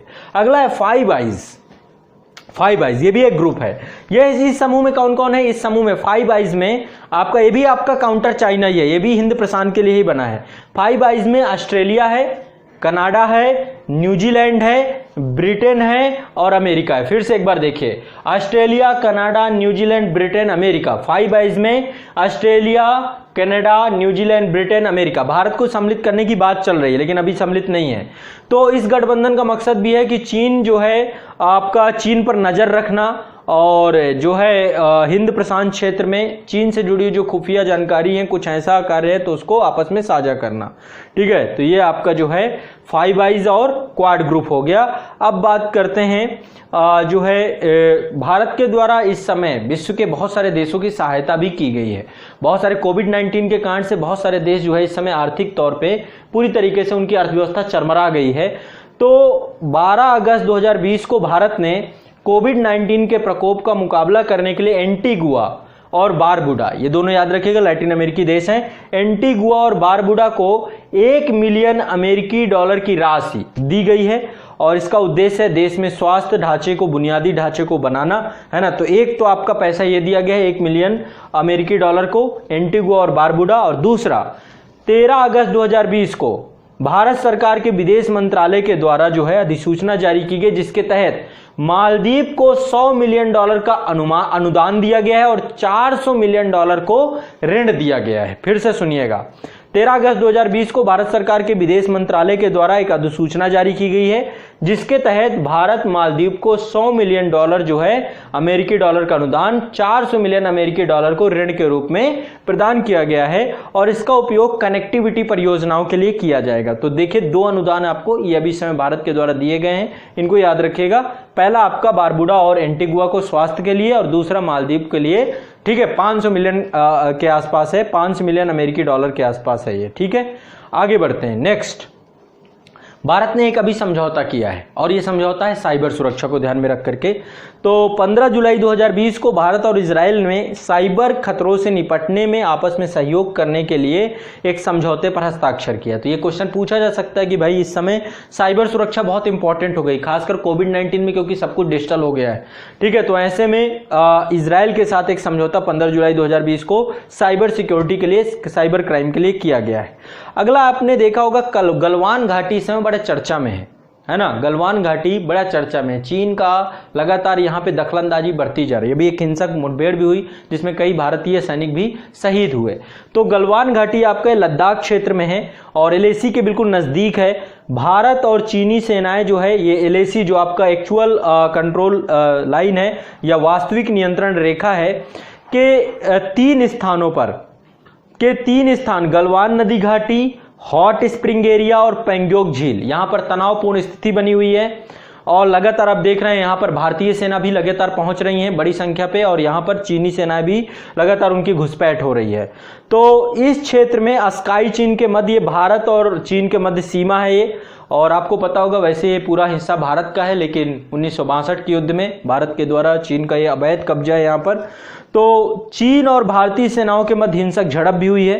तनाव का कारण क्या है? तनाव का कारण है भारत के द्वारा लेह काराकोरम के पास जोड़ने वाला जो आपका यहाँ पे पास है ना, तो वहां पर भारत क्या कर रहा है, एक सड़क का निर्माण कर रहा है। ठीक है, ये सड़क का निर्माण लगभग 255 किलोमीटर सड़क का निर्माण कर रहा है दारबुक, श्योक और दौलत बाग ओल्डी। ठीक है, ये ध्यान रखना है, दारबुक, श्योक और दौलत बेग ओल्डी, दारबुक से होकर श्योक, श्योक से दौलत बेग ओल्डी तक। ठीक है, तो कितना है आपका 255 किलोमीटर की भारत एक सड़क निर्माण कर रहा है। और इसमें चाइना को ये खतरा है कि लेसी के नजदीक ऐसा जो है भारत भी कम्युनिकेट कर पाएगा, संचार उसका बढ़ जाएगा, तो ऐसे में उसे लग रहा है कि कहीं स्काई चीन उसके हाथ से निकल ना जाए, तो इसको ध्यान में रखकर वो इस पूरे क्षेत्र का कब्जा करना चाहता है। तो गलवान घाटी में जो भारत का प्रवेश है, चीन का प्रवेश है, चीन का प्रवेश इसी कारण है क्योंकि भारत यहाँ पे कंस्ट्रक्शन कर रहा है और हमारा ये क्षेत्र है, चीन तो वहां पर सड़कें बना चुका है, तो भारत को भी जरूरी है कि अपनी सामरिक दृष्टि से इस क्षेत्र पर कम्युनिकेशन बना के रखे। ठीक है, तो यहाँ पर ये जो है पूरा एक तरीके से चीन भयभीत हो चुका है भारत से, क्योंकि आपने डोकलाम वाले में देखा था, भारत पहुंचा जब चीन वहां पे इंफ्रास्ट्रक्चर बना रहा था तो भारत पहुंचा और चीन को पीछे हटना पड़ा। अभी भी वही स्थिति है, चीन पीछे हटा, भी समय फिर से प्रवेश कर चुका है, लेकिन फिर पीछे ही हटना पड़ेगा। ठीक है, अगला है आर्थिक परिदृश्य में की कुछ विषय वस्तु को अब हम देखेंगे। अगला एक सूचकांक आया है, वैश्विक बहुआयामी गरीबी सूचकांक। तो संयुक्त राष्ट्र विकास कार्यक्रम के द्वारा और ऑक्सफोर्ड यूनिवर्सिटी के द्वारा यह सूचकांक जो है जारी किया जाता है, वैश्विक बहुआयामी गरीबी सूचकांक। याद रखिएगा, वैश्विक बहुआयामी गरीबी सूचकांक संयुक्त राष्ट्र विकास कार्यक्रम यूएनडीपी तथा ऑक्सफोर्ड पॉवर्टी एवं ह्यूमन डेवलपमेंट इनिशिएटिव है, ये संयुक्त तत्वाधान में रिपोर्ट जारी हुई है। अब इस रिपोर्ट के अनुसार 107 विकासशील देशों में 1.3 बिलियन लोग बहुआयामी गरीबी से प्रभावित हैं। बहुआयामी गरीबी के अंतर्गत क्या क्या मानक है अभी बताता हूं आपको। ठीक है, तो वैश्विक बहुआयामी गरीबी सूचकांक ये जारी किया गया है। जारी किसने किया है? संयुक्त राष्ट्र विकास कार्यक्रम तथा ऑक्सफोर्ड पॉवर्टी एवं ह्यूमन डेवलपमेंट इनिशिएटिव के द्वारा संयुक्त तत्वाधान में रिपोर्ट जारी की गई है। रिपोर्ट के अनुसार 107 विकासशील देशों में 1.3 बिलियन लोग बहुआयामी गरीबी से प्रभावित हैं, है ना। अब यहां पर ध्यान रखना है, बहुआयामी गरीबी से प्रभावित लोगों में जो भारत एक ऐसा देश है जहां पर सबसे ज्यादा लोग गरीबी से बाहर निकले हैं। तो एक ये भी फैक्ट याद रखिएगा, इस रिपोर्ट में बताया गया कि बहुआयामी गरीबी से बाहर निकलने वाले लोगों की सर्वाधिक संख्या भारत में देखी गई, यानी भारत में गरीबी थोड़ा थोड़ा कम हुई है। ठीक है, डेटा ये कहता है। वर्ष 2018 तक भारत में लगभग 37.7 करोड़ लोग बहुआयामी गरीबी से ग्रसित हैं। और इस सूचकांक के निर्धारण में क्या क्या रखा जाता है? खराब स्वास्थ्य, शिक्षा में कमी, जीवन स्तर में अपर्याप्तता, काम की खराब गुणवत्ता, हिंसा का खतरा, पर्यावरण में गिरावट आदि कारकों को सम्मिलित किया जाता है। तो ध्यान रखिएगा, आर्थिक परिदृश्य के अंतर्गत पहला पॉइंट है बहुआयामी गरीबी सूचकांक। कौन जारी करता है? संयुक्त राष्ट्र विकास कार्यक्रम, ऑक्सफोर्ड पॉवर्टी और ह्यूमन डेवलपमेंट इनिशिएटिव के द्वारा इसे जारी किया जाता है। और इसमें भारत जो है एक ऐसा देश है विश्व का जिसमें गरीबी सबसे ज्यादा कम हुई है। ठीक है, अगला है नेक्स्ट। प्रधानमंत्री जी ने 13 अगस्त 2020 को वीडियो कॉन्फ्रेंसिंग के माध्यम से पारदर्शी कराधान ईमानदार सम्मान नाम से एक मंच का शुभारंभ किया। देश में बहुत सारे टैक्स पेयर हैं जो टैक्स देते हैं, कर देश इसी से चलता है। तो इन सभी टैक्स पेयर को सम्मानित करने के लिए और फेसलेस एरिया बनाने के लिए इनको जो है ऐसा ना हो कि देखिए, क्योंकि आमतौर पे टैक्स पेयर पे एक डर का वातावरण रहता है, उनको डर लगता है। तो ऐसे में सरकार के द्वारा जो ईमानदार कराधान कर रहे हैं, जो पारदर्शी कराधान सम्मान की बात है, तो उसके लिए सरकार के द्वारा क्या किया गया है, एक मंच बनाया गया है। इसका उद्देश्य है फेसलेस बनाना, करदाताओं का विश्वास बढ़ाना और उन्हें निडर बनाना। ठीक है, तो ध्यान रखिएगा, पारदर्शी कराधान ईमानदार का सम्मान, ये मंच आपका अभी टैक्स पेयर के लिए बनाया गया है। अगला है, कुछ डेटा आया है आपका भारत के महापंजीयन द्वारा नमूना पंजीकरण प्रणाली यानी सैंपल रजिस्ट्रेशन सिस्टम के द्वारा SRS के द्वारा कुछ डेटा आया है। इस डेटा को देख लेते हैं। इसका बुलेटिन अभी जारी किया गया है और ये पूरा डेटा 2018 के द्वारा एकत्र किए गए आंकड़ों पर आधारित है। ठीक है, जिसके तहत भारत में जन्म दर जो 2018 में राष्ट्रीय जन्म दर थी वो 20 हो गई है, यानी कि काफी कम हुई है। ठीक है, 2018 में राष्ट्रीय जन्म दर 20 हो गई है, जिसमें सबसे ज्यादा जन्म दर अभी बिहार में है 26.2। बिहार में कितनी है? 26.2। सबसे कम कहां पे है? अंडमान में है 11.2। तो सर्वाधिक जन्म दर बिहार, सबसे कम। ठीक है, याद रखिएगा इस बात को। और भारत में 20 है। ठीक है, यदि हम ग्रामीण जन्म दर की बात करें तो ग्रामीण जन्म दर आपकी 21.6 है। पूरे भारत में ग्रामीण जन्म दर 21.6 है। और न्यूनतम जन्म दर की, शहरी जन्म दर की बात करें तो 16.7 है। तो भारत की जन्म दर कितनी है? 20, ग्रामीण जन्म दर 21.6 और शहरी जन्म दर 16.7। ठीक है, तो ये तो बात हो गई जन्म दर की। दूसरा मृत्यु दर, ये जनसंख्या से जुड़े हुए आंकड़े, ये समझ लीजिए। मृत्यु दर की बात करें, अब देखिए पुरानी जनगणना जा रही है, जनगणना और नगरीकरण पे मैंने एक वीडियो भी पब्लिश किया, एक मास्टर वीडियो, उसे जरूर देख लीजिएगा। जनसंख्या से कोई क्वेश्चन गलत नहीं होगा, ये अपडेटेड है, यहाँ पे चीजें मैंने अपडेट की हैं और ये सैंपल सर्वे है। ठीक है, इससे क्वेश्चन आ सकता है, संभावना है। बाकी 2021 की जनगणना जब अगले साल आएगी तब उस पर डिस्कस करेंगे, लेकिन 2020 की जनगणना जरूर देख के जाइएगा। इस समय जितने भी एग्जाम है उनमें पूछी जा रही है वो, उसका मास्टर वीडियो आपको मास्टर वीडियो की प्लेलिस्ट में मिल जाएगा, ये ध्यान रखिएगा। ठीक है, तो मृत्यु दर जो है भारत की 6.2 हो गई है। सबसे ज्यादा मृत्यु दर छत्तीसगढ़ में है और न्यूनतम मृत्यु दर आपकी दिल्ली में है। ठीक है, शिशु मृत्यु दर की बात करें तो भारत में शिशु मृत्यु दर 32 के पास है। सर्वाधिक मृत्यु दर एमपी में है लगभग 48 और न्यूनतम नागालैंड में। ठीक है, तो ये आपका जो है भारत के महापंजीयन द्वारा नमूना पंजीकरण प्रणाली के द्वारा जो बुलेटिन जारी किया गया है उसका डेटा है, याद रखिएगा। ठीक है, ज्यादातर पूछने की संभावना है, सर्वाधिक जो जन्म दर है वो बिहार में है, ये जरूर याद रखिएगा। ठीक है, और शहरी पूछ सकता है 16.7 है, ग्रामीण 21.6 है, सारा कम हुआ है, ये ध्यान रखिएगा। मृत्यु दर क्या, धीरे धीरे मृत्यु दर कम इसलिए होती है क्योंकि मृत्यु दर धीरे धीरे स्वास्थ्य सुविधाएं बढ़ रही हैं, लोगों के जीवन की प्रत्याशा बढ़ रही है। ठीक है, इस पे सरकार काम कर रही है। अगला है रिलायंस इंडस्ट्री लिमिटेड के बारे में। रिलायंस इंडस्ट्री देश की पहली 150 अरब डॉलर की पूंजी वाली देश की पहली कंपनी बन गई है। यहां के इसके साथ साथ देश की पहली कंपनी है जिसके पास कोई घाटा नहीं है। ठीक है, तो 150 अरब डॉलर की पूंजी वाली देश की पहली कंपनी बन गई रिलायंस इंडस्ट्री। कैसे बन गई?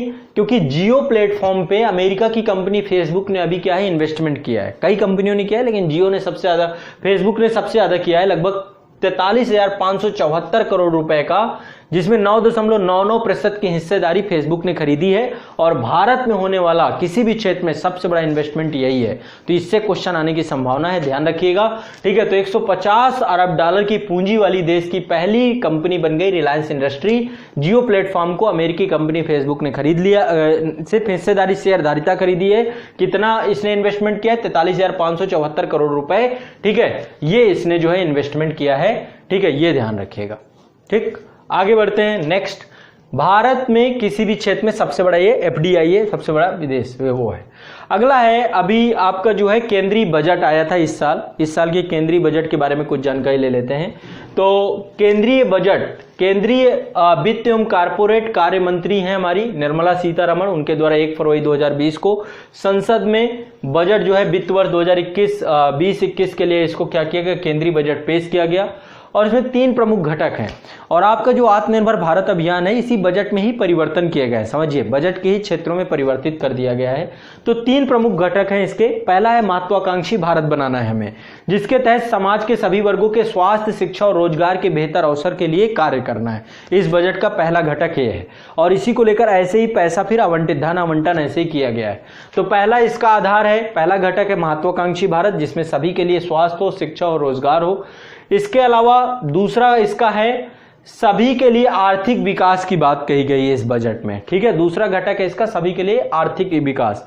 तीसरी बात है जिम्मेदार समाज की बात कही गई है। कृषि ऋण, पशुपालन और बागवानी के लिए 15 करोड़ रुपए दिए गए हैं। ठीक है, 15 लाख करोड़, माफ करिएगा। ठीक है, कृषि ऋण, पशुपालन और बागवानी के लिए 15 लाख करोड़ रुपए का आवंटन किया गया है बजट में। वेलनेस, जल एवं स्वच्छता के लिए 69,000 करोड़ रुपए का आवंटन किया गया है। शिक्षा के लिए 99,300 करोड़ रुपए का आवंटन किया गया है। कौशल विकास के लिए, स्किल डेवलपमेंट के लिए 3,000 करोड़ रुपए का आवंटन किया गया है। उद्योग और वाणिज्य विकास संवर्धन के लिए 27,300 करोड़ रुपए का आवंटन किया गया है। अवसंरचना के लिए 100 करोड़ रुपए का आवंटन किया गया है। संस्कृति और पर्यटन के लिए 25,000 करोड़ रुपए का आवंटन किया गया है। साथ ही पर्यावरण एवं जलवायु परिवर्तन के लिए 44,000 करोड़ रुपए का आवंटन किया गया है। ठीक है, तो ये आपके कुछ प्रमुख आवंटन है, ये भी राशि पूछी जाती है, आपको पता होनी चाहिए। कृषि ऋण, पशुपालन और बागवानी के लिए 15 लाख करोड़ रुपए, ध्यान रखिएगा। वेलनेस, जल और स्वच्छता के लिए 69,000 करोड़ रुपए। शिक्षा के लिए 99,300 करोड़ रुपए। स्किल डेवलपमेंट के लिए 3,000 करोड़ रुपए। उद्योग एवं वाणिज्य संवर्धन के लिए 27,300 करोड़ रुपए। अवसंरचना के लिए 100 करोड़ रुपए। संस्कृति और पर्यटन के लिए 25,000 करोड़ रुपए। पर्यावरण एवं जलवायु परिवर्तन के लिए 4400 करोड़ रुपए। ठीक है, अब बात करें तो भारत की अर्थव्यवस्था विश्व की 5वीं सबसे बड़ी अर्थव्यवस्था है और देखा जाए तो इस बार जो है केंद्र सरकार का जो कुल ऋण है जीडीपी का 48.7% ही बचा है, यानी कि काफी कम हुआ है ये भी। ठीक है, मार्च 2019 का आंकड़ा है ये। चलिए आगे बढ़ते हैं। 10 जुलाई 2020 को प्रधानमंत्री जी के द्वारा रीवा में अल्ट्रा मेगा सोलर परियोजना, इसका उद्घाटन किया गया, इसका शुभारंभ किया गया है। ठीक है, तो 10 जुलाई 2020 को प्रधानमंत्री जी के द्वारा रीवा में अल्ट्रा मेगा सोलर परियोजना वीडियो कॉन्फ्रेंसिंग के द्वारा राष्ट्र को समर्पित की गई है। इस परियोजना के तहत 250 मेगावाट के 3 जो है आपके यहां पर 3 सौर उत्पादन इकाई लगाई गई हैं और ये जो पूरी परियोजना है ये Rewa Ultra Mega Solar Limited, Madhya Pradesh Urja Vikas निगम लिमिटेड और भारतीय सौर ऊर्जा निगम लिमिटेड के तीनों के द्वारा चलाई जाने वाली परियोजना है। तो याद रखिएगा 10 जुलाई 2020 को प्रधानमंत्री ने रीवा अल्ट्रा मेगा सोलर परियोजना को वीडियो कॉन्फ्रेंसिंग के द्वारा पूरे राष्ट्र को समर्पित कर दिया। ये क्वेश्चन पूछा जाएगा। अगला है विश्व निवेश रिपोर्ट 2020। एक रिपोर्ट आई है विश्व निवेश रिपोर्ट 2020, ये अंकटाड द्वारा इसको जो है जारी किया जाता है। United nation conference and development यानी अंकटाड, उसके द्वारा ये पूरी रिपोर्ट आई है और इस रिपोर्ट के द्वारा वर्ष 2019 में सबसे ज्यादा एफडीआई आकर्षित करने वाला देश अमेरिका था। सबसे ज्यादा एफडीआई किसने आकर्षित किया? अमेरिका ने। दूसरे नंबर पे चीन, तीसरे नंबर पे सिंगापुर, चौथे नंबर पे नीदरलैंड, पांचवें नंबर पे आयरलैंड। ये छोड़िए, भारत को याद रखिए, भारत जो है 9वें स्थान पे था एफडीआई पे, है ना। $51 बिलियन के साथ भारत 9वें स्थान पे था, यूएसए पहले स्थान पे। याद रखिएगा सबसे ज्यादा प्रत्यक्ष विदेशी निवेश यूएसए, फिर चीन, तीसरे नंबर पे सिंगापुर, भारत 9वें स्थान पे, है ना। पिछले वर्ष भारत को, पिछले वर्ष से ज्यादा है इस बार, है ना, लगभग आपका जो है पिछले वर्ष से $9 अरब के आसपास ज्यादा है और इस बार जो है भारत का 9वां स्थान है। $51 बिलियन जो है भारत एफडीआई आकर्षित करने वाला देश है। दूसरा है एप्पल दुनिया की सबसे मूल्यवान कंपनी बन गई। ठीक है, लगभग जो है $1.82 ट्रिलियन के स्टॉक के साथ, उसके टर्नओवर के साथ एप्पल दुनिया की सबसे मूल्यवान कंपनी। तो ये भी प्रश्न आपका पूछ सकता है, इसे भी ध्यान रखिएगा। ठीक है, चलिए आगे कुछ क्वेश्चन आपके अभी विज्ञान एवं प्रौद्योगिकी से है, कुछ करंट अफेयर्स, इनको देखते हैं।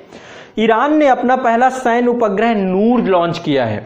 ठीक है, एक ईरान ने, ये पूछ सकता है कि नूर क्या है। नूर एक सैन्य उपग्रह है, किसका है? ईरान का है। और ये किसने लॉन्च किया है? ईरान के रिवोल्यूशनरी गार्ड कॉर्प्स के द्वारा, IRGS के द्वारा ये उपग्रह लॉन्च किया गया है। ठीक है, तो ये ध्यान रखिएगा। ठीक है, इस समय देख रहे हैं ईरान के साथ थोड़ा सा तनाव का वातावरण है, अमेरिका और अन्य जो देश हैं, पश्चिमी देश हैं, उनके द्वारा। तो ईरान ने अपना पहला सैन्य उपग्रह नूर लॉन्च किया है, ध्यान रखिएगा। दक्षिण कोरिया ने भी अपना सैन्य उपग्रह लॉन्च किया है जिसका नाम है एनासिस 2। दक्षिण कोरिया ने अपना पहला सैन्य उपग्रह एनासिस 2 जो है लॉन्च किया है। ठीक है, ध्यान रखिएगा इसको। इसके बाद इस साल बहुत सारे मंगल अभियान हैं, मंगल मिशन बहुत सारे हैं। थोड़ा सा मंगल मिशन पे भी चर्चा कर लेते हैं, कौन कौन सा देश किस मंगल मिशन को भेज रहा है। तो नासा के द्वारा एक मंगल मिशन लॉन्च किया गया जिसका नाम है मार्च 2020। इसमें भी रोवर है, लैंडिंग होगी इसमें, सॉफ्ट लैंडिंग कराई जाएगी, रोवर है इसमें। तो नासा के द्वारा मंगल मिशन जो है इसका नाम है मार्च 2020। ठीक है, तो 30 जुलाई 2020 को ये जो है आपका मार्च 2020 जो मंगल मिशन है, ये मंगल अभियान आपका निकला है। और भारतीय समयानुसार लगभग 5:20 शाम को जो है 5:20 PM पर ये लॉन्च किया गया था, मार्च 2020। इसके बाद संयुक्त अरब अमीरात ने जापान के सहयोग से मंगल पर अपना पहला inter planetary hope probe mission launch किया है। तो एक और मिशन है आपका, पहला तो मार्च 2020 है, दूसरा hope probe mission. Hope probe mission ये गल्फ कंट्री का पहला मिशन है। किसने किया? संयुक्त अरब अमीरात, जापान के सहयोग से। तो पहला इंटर प्लानेटरी आपका, यानी कि दूसरे ग्रह पे, भारत के बाहर किसी दूसरे, पृथ्वी के बाहर किसी दूसरे ग्रह पर। तो होप प्रोब मिशन आपका ये भी जो संयुक्त अरब अमीरात का है। चीन ने भी जुलाई 2020 में अपना मार्स मिशन भेजा है, जिसका नाम है तियानवेन 1। इसमें भी रोवर है, इसकी भी सॉफ्ट लैंडिंग होगी। तो चीन ने जुलाई 2020 में अपना मार्स मिशन तियानवेन फर्स्ट जो है लॉन्च किया गया है। और चीन जो है यूएसएसआर और यूएसए के बाद लैंडिंग कराने वाला तीसरा देश बन जाएगा यदि लैंडिंग हो पाती है तो।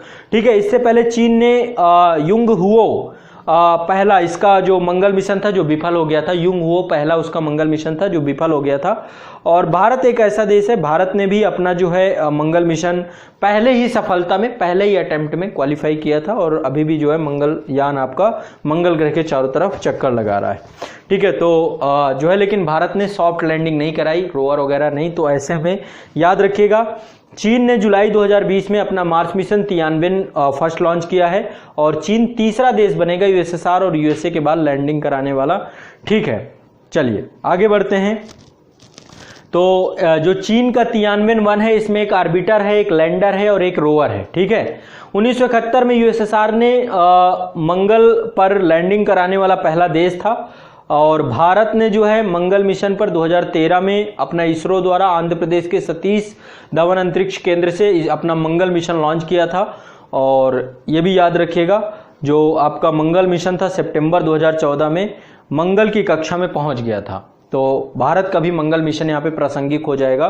तो सितंबर 2014 में मंगल मिशन पहुंचा था, याद रखिएगा, और अभी भी मंगल की कक्षा लगा कि में वो कर रहा है। तो ये आमतौर पे मंगल में जीवन की खोज, रिसर्च और विभिन्न चीज़ों को लेकर के। धान की 6 नई किस्में खोजी गई हैं और ये कहाँ कहाँ खोजी गई हैं देख लीजिएगा। पहला हैदराबाद में भारतीय चावल संस्थान है और यहाँ पर DDR 45 एक किस्म है, दूसरी है DDR धान 49 दूसरी किस्म है। 2 किस्में आपकी हैदराबाद में। ये भी याद रखिएगा, ये भी पूछा जा सकता है, भारतीय चावल संस्थान कहाँ पर है? हैदराबाद में। तो यहाँ पर धान की DDR धान 45, DDR धान 49 ये किस्म है। और उड़ीसा में केंद्रीय चावल अनुसंधान संस्थान है। दोनों अलग अलग हैं, देख लीजिए। पहला है आपका हैदराबाद में भारतीय चावल संस्थान, ठीक है। उड़ीसा में क्या है? केंद्रीय चावल अनुसंधान संस्थान। यहां पर आपकी है CR धान 310, इसकी किस्म का नाम है CR धान 310। दूसरी किस्म है CR धान 311, ठीक है। तो जो आपकी हैदराबाद में है वो DDR धान 45, DDR धान 49 और यहाँ पे CR धान 310, CR धान 311, ठीक है। छत्तीसगढ़ में इंदिरा गांधी कृषि विश्वविद्यालय है।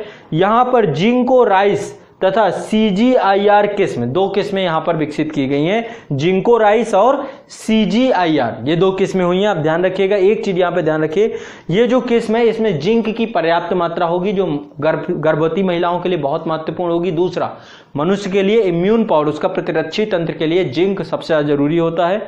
तो ऐसे में ये जो किस्म है बहुत उपयोगी होगी। अगला चलते हैं, कुछ विधिक बातों में भी चर्चा करते हैं।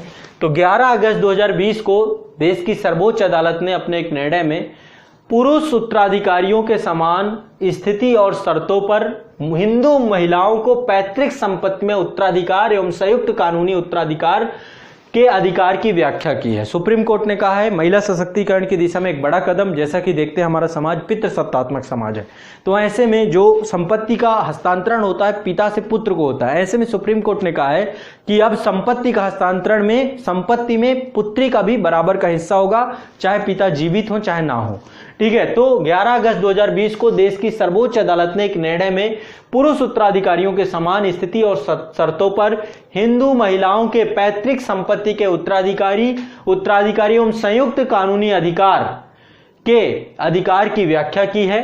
सुप्रीम कोर्ट ने अपने निर्णय में इस बात को स्पष्ट किया है कि किसी भी हिंदू महिला को उसकी पैतृक संपत्ति से ही अधिकार प्राप्त होता है, यानी कि जन्म से ही उसको अपनी पैतृक संपत्ति पे अधिकार प्राप्त होता है। और इस पे हिंदू उत्तराधिकार अधिनियम 2005 का जो है इसकी व्याख्या भी की, इसके बारे में बात भी की। हिंदू उत्तराधिकार संशोधन अधिनियम 2005, ठीक है, तो ये बात हो गई एक बात। दूसरा, केंद्र सरकार के द्वारा 19 फरवरी 2020 को 22वें विधि आयोग का गठन किया गया है। ध्यान रखिएगा, 22वें विधि आयोग के गठन की मंजूरी दे दी गई है और विधि आयोग का कार्यकाल लगभग 3 साल का होता है और ये गैर संवैधानिक निकाय है, यानी संविधान में इसकी कोई चर्चा नहीं है। और यह आयोग मौजूदा कानूनों की जांच करेगा और सुधारों के लिए सुझाव देगा। मुख्य कार्य यही होता है विधि आयोग का कि जो आवश्यक कानून ना हो उन्हें खत्म कर देने को लेकर सिफारिश करना, मृत्युदंड पे सिफारिश करना या कानूनों की जांच करना, उनके सुधारों के लिए सुझाव देना।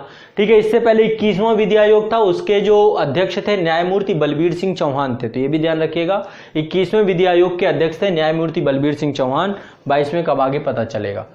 आपने देखा था कोविड-19 के दौरान एक बड़ी ही दुर्दांत घटना हुई थी पालघर में, महाराष्ट्र पालघर में 16 अप्रैल 2020 को महाराष्ट्र के पालघर में 2 साधुओं और उसके ड्राइवर को भीड़ द्वारा पीट कर हत्या कर दी गई थी, माओ लिंचिंग कर दी गई थी। ठीक है, तो ये भी याद रखिएगा पालघर मामला, अभी इस पे केस चल रहा है ना। बड़ी संख्या में आरोपियों को पुलिस के द्वारा इस पे कस्टडी में लिया गया है। ठीक है, तो अभी इस पे केस चल रहा है। तो पालघर मामला ये 2 साधुओं की मॉब लिंचिंग के द्वारा, भीड़ के द्वारा की गई हत्या है। ठीक है, उससे जुड़ा हुआ मामला है। अगला आपका है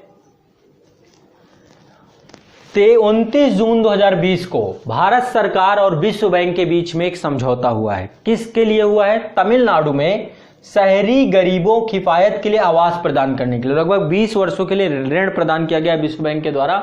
29 जून 2020 को भारत सरकार और विश्व बैंक समूह ने तमिलनाडु में शहरी गरीबों को किफायती आवास प्रदान करने के लिए समझौते पर हस्ताक्षर किया है, 20 वर्षों के लिए ऋण प्रदान किया है। ठीक है, अगला है आपका केंद्रीय वाणिज्य और उद्योग मंत्रालय के आंकड़ों के अनुसार जो अमेरिका है, अमेरिका वित्तीय वर्ष 2019-20 के दौरान भारत का शीर्ष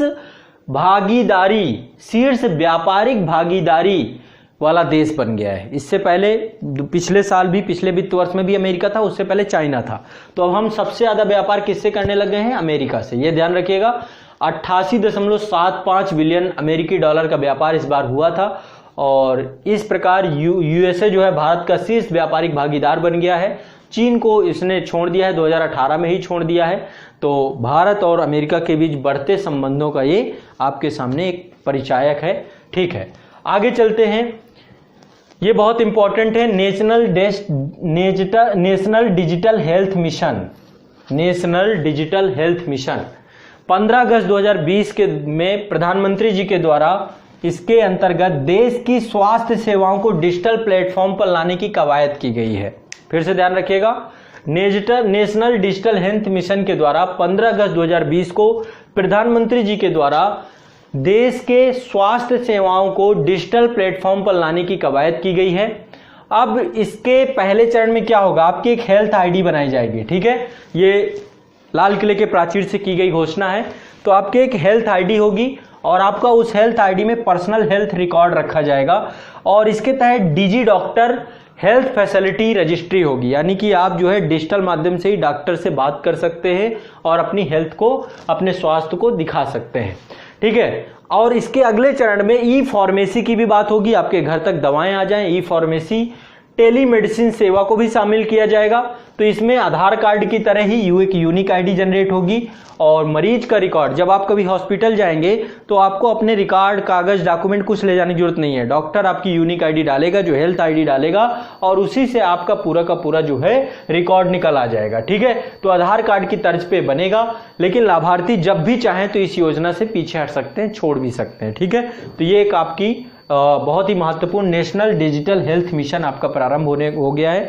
15 अगस्त 2020 को प्रधानमंत्री द्वारा घोषित किया गया है। ठीक है, अगला, जैसा देख रहे हैं भारत चीन के मध्य तनाव बढ़ रहा है, दूसरा भारत आत्मनिर्भर बन रहा है। ऐसे में भारत सरकार के द्वारा 29 जून 2020 को भारत सरकार ने टिकटॉक समेत 59 मोबाइल ऐप पर देश की संप्रभुता, एकता और रक्षा के खतरा को बताते हुए प्रतिबंध लगा दिया। क्या कर दिया? यह जरूर ध्यान रखिएगा। टिकटॉक समेत, एक डेट पूछ सकता है, 29 जून 2020 को भारत सरकार ने टिकटॉक समेत 59 मोबाइल ऐप पर देश की संप्रभुता, एकता, रक्षा के खतरा बताते हुए प्रतिबंध लगा दिया। 27 जुलाई 2020 को 47 क्लोन ऐप जितने थे, इन्हीं के ही लाइट वर्जन थे, उनको भी बैन कर दिया गया। तो पहला चरण आपका उसमें थे लगभग आपके 59 ऐप 29 जून 2020 को, दूसरा है 27 जुलाई 2020 को 47 ऐप, और इसके बाद 2 सितंबर 2020 को पबजी समेत 118 चाइनीज ऐप को बैन कर दिया गया है। ठीक है, तो ये आपके जो है सबसे महत्वपूर्ण खबर है, ध्यान रखिएगा। ठीक है, इससे भी प्रश्न पूछा जा सकता है। पहले 59 ऐप 29 जून 2020 को, 27 जुलाई 2020 को 27 क्लोन ऐप, 47 में आपको 47 क्लोन ऐप, और इसके बाद जो है 2 सितंबर 2020 को पबजी समेत 118 चाइनीज ऐप को बैन कर दिया गया है। ठीक, ध्यान रखिएगा। ये अगला है 21 जनवरी 2020 बायोकॉम सत्याग्रह।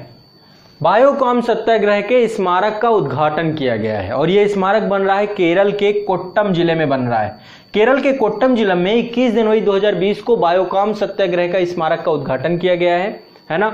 और बायोकॉम सत्याग्रह आपका 1925 में, लगभग 1924-25 में हुआ था, और ये गांधीवादी आंदोलन था, और इसका मुख्य उद्देश्य था जो निम्न जातियों में एझुआ जाति थी, है ना, निम्न जाति एझुआओं के अछूत थे। ठीक है, निम्न जाति एझुआ और अछूत जातियों का गांधी जी के अहिंसावादी तरीके से त्रावणकोर में एक मंदिर के निकट सड़कों के उपयोग के बारे में अधिकारों को मनवाने से संबंधित था ये। ठीक है, तो ये ध्यान रखिएगा, ये निम्न जाति अछूत लोग जो होते थे, एझुआ होते थे, उनके मंदिर की सड़क के प्रयोग को लेकर के। तो पहले तो आपको पता ही कि क्या स्थिति थी, है ना, समाज के एक तबके को, बहुत सारे अधिकारों को हमने समाप्त ही कर दिया। आजादी के बाद संविधान ने, तो पहले भी लड़ाइयां हुई हैं इसको लेकर के। और ये पूरा जो बायोकॉम सत्याग्रह था, इस बायोकॉम सत्याग्रह का नेतृत्व जो है टी.के. माधवन ने किया था, के कपलन ने किया था, और के.पी. केशव ये मुख्य नेतृत्व करता थे। टी.के. माधवन, के कलप्पन और के.पी. केशव। ठीक है, इसमें महात्मा गांधी भी बाद में सक्रिय भूमिका पे आए थे। उन्होंने महारानी एलिजाबेथ से इसको लेकर के एक जो है एग्रीमेंट भी किया था, और उस एग्रीमेंट से इन सभी को छोड़ भी दिया गया था, क्योंकि सरकार ने इसका दमन भी किया था। ठीक है, तो चलिए, ये बायोकॉम सत्याग्रह का एक स्मारक बना है, केरल के कोट्टम में बना है, और 1924-25 में गांधीवादी आंदोलन था, तो ये भी चर्चा में है, ध्यान रखिएगा। अगला है आपका, एक कृत्रिम सूर्य बनाने का प्रयास किया जा रहा है।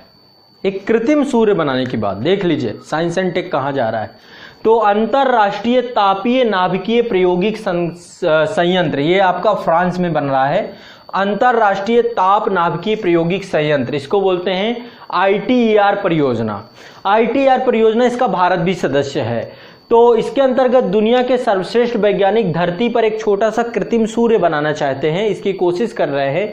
इसमें अमेरिका, रूस, दक्षिण कोरिया, चीन, जापान, यूरोपीय यूनियन और भारत की 9.1% हिस्सेदारी है इसमें। तो इसका उद्देश्य है सूर्य की ऊर्जा के स्रोतों को पता करना। इसका पहला उद्देश्य क्या है? सूर्य के ऊर्जा के स्रोतों को पता करना। दूसरा उद्देश्य क्या है इसका? दूसरा उद्देश्य है स्वच्छ ऊर्जा को प्राप्त करना, है ना। सौर ऊर्जा जो है, चूंकि ये सूर्य बनेगा तो इससे अपार सौर ऊर्जा प्राप्त होगी। नाभिकीय संलयन प्रक्रिया पे बन रहा है। तो जुलाई 2020 में एम्बेसी ऑफ ITER टोकुमेन की शुरुआत की गई। इसका पदार्पण जो है फ्रांसीसी राष्ट्रपति द्वारा वर्चुअल माध्यम से किया गया, और इसमें सभी सदस्य देशों में सहभागिता ली। और इस पूरी परियोजना में जो ITER है, अंतर्राष्ट्रीय ताप नाभिकीय प्रायोगिक संयंत्र है, इसमें सबसे ज्यादा योगदान यूरोपीय यूनियन का है। कितना है? 45.6% योगदान यूरोपीय यूनियन का है, इसका शेयर है। बाकी अन्य जो है 9.1 शेयर जो है आपका अन्य सभी देशों का है, 9.1%। ठीक है, अगला बात करते हैं कोविड-19 की। ठीक है, कोविड-19 से बहुत सारी चीजें हैं जो मुझे आपको क्रम से बतानी है। अब एक एक चीजों को हम बिंदुवार समझने का प्रयास करेंगे।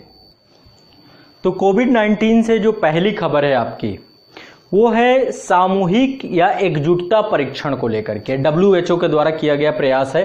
तो सामूहिक या एकजुटता परीक्षण WHO द्वारा एक नैदानिक परीक्षण है, और ये एक अंतर्राष्ट्रीय पहल है। इसका परीक्षण का उद्देश्य है कि जो कोविड, देखो इसको लेकर के कोई दवा तो है नहीं, तो कोविड-19 के उपचार के लिए जो प्रभावी तरीके हैं उनका पता करना और सहायता प्रदान करना।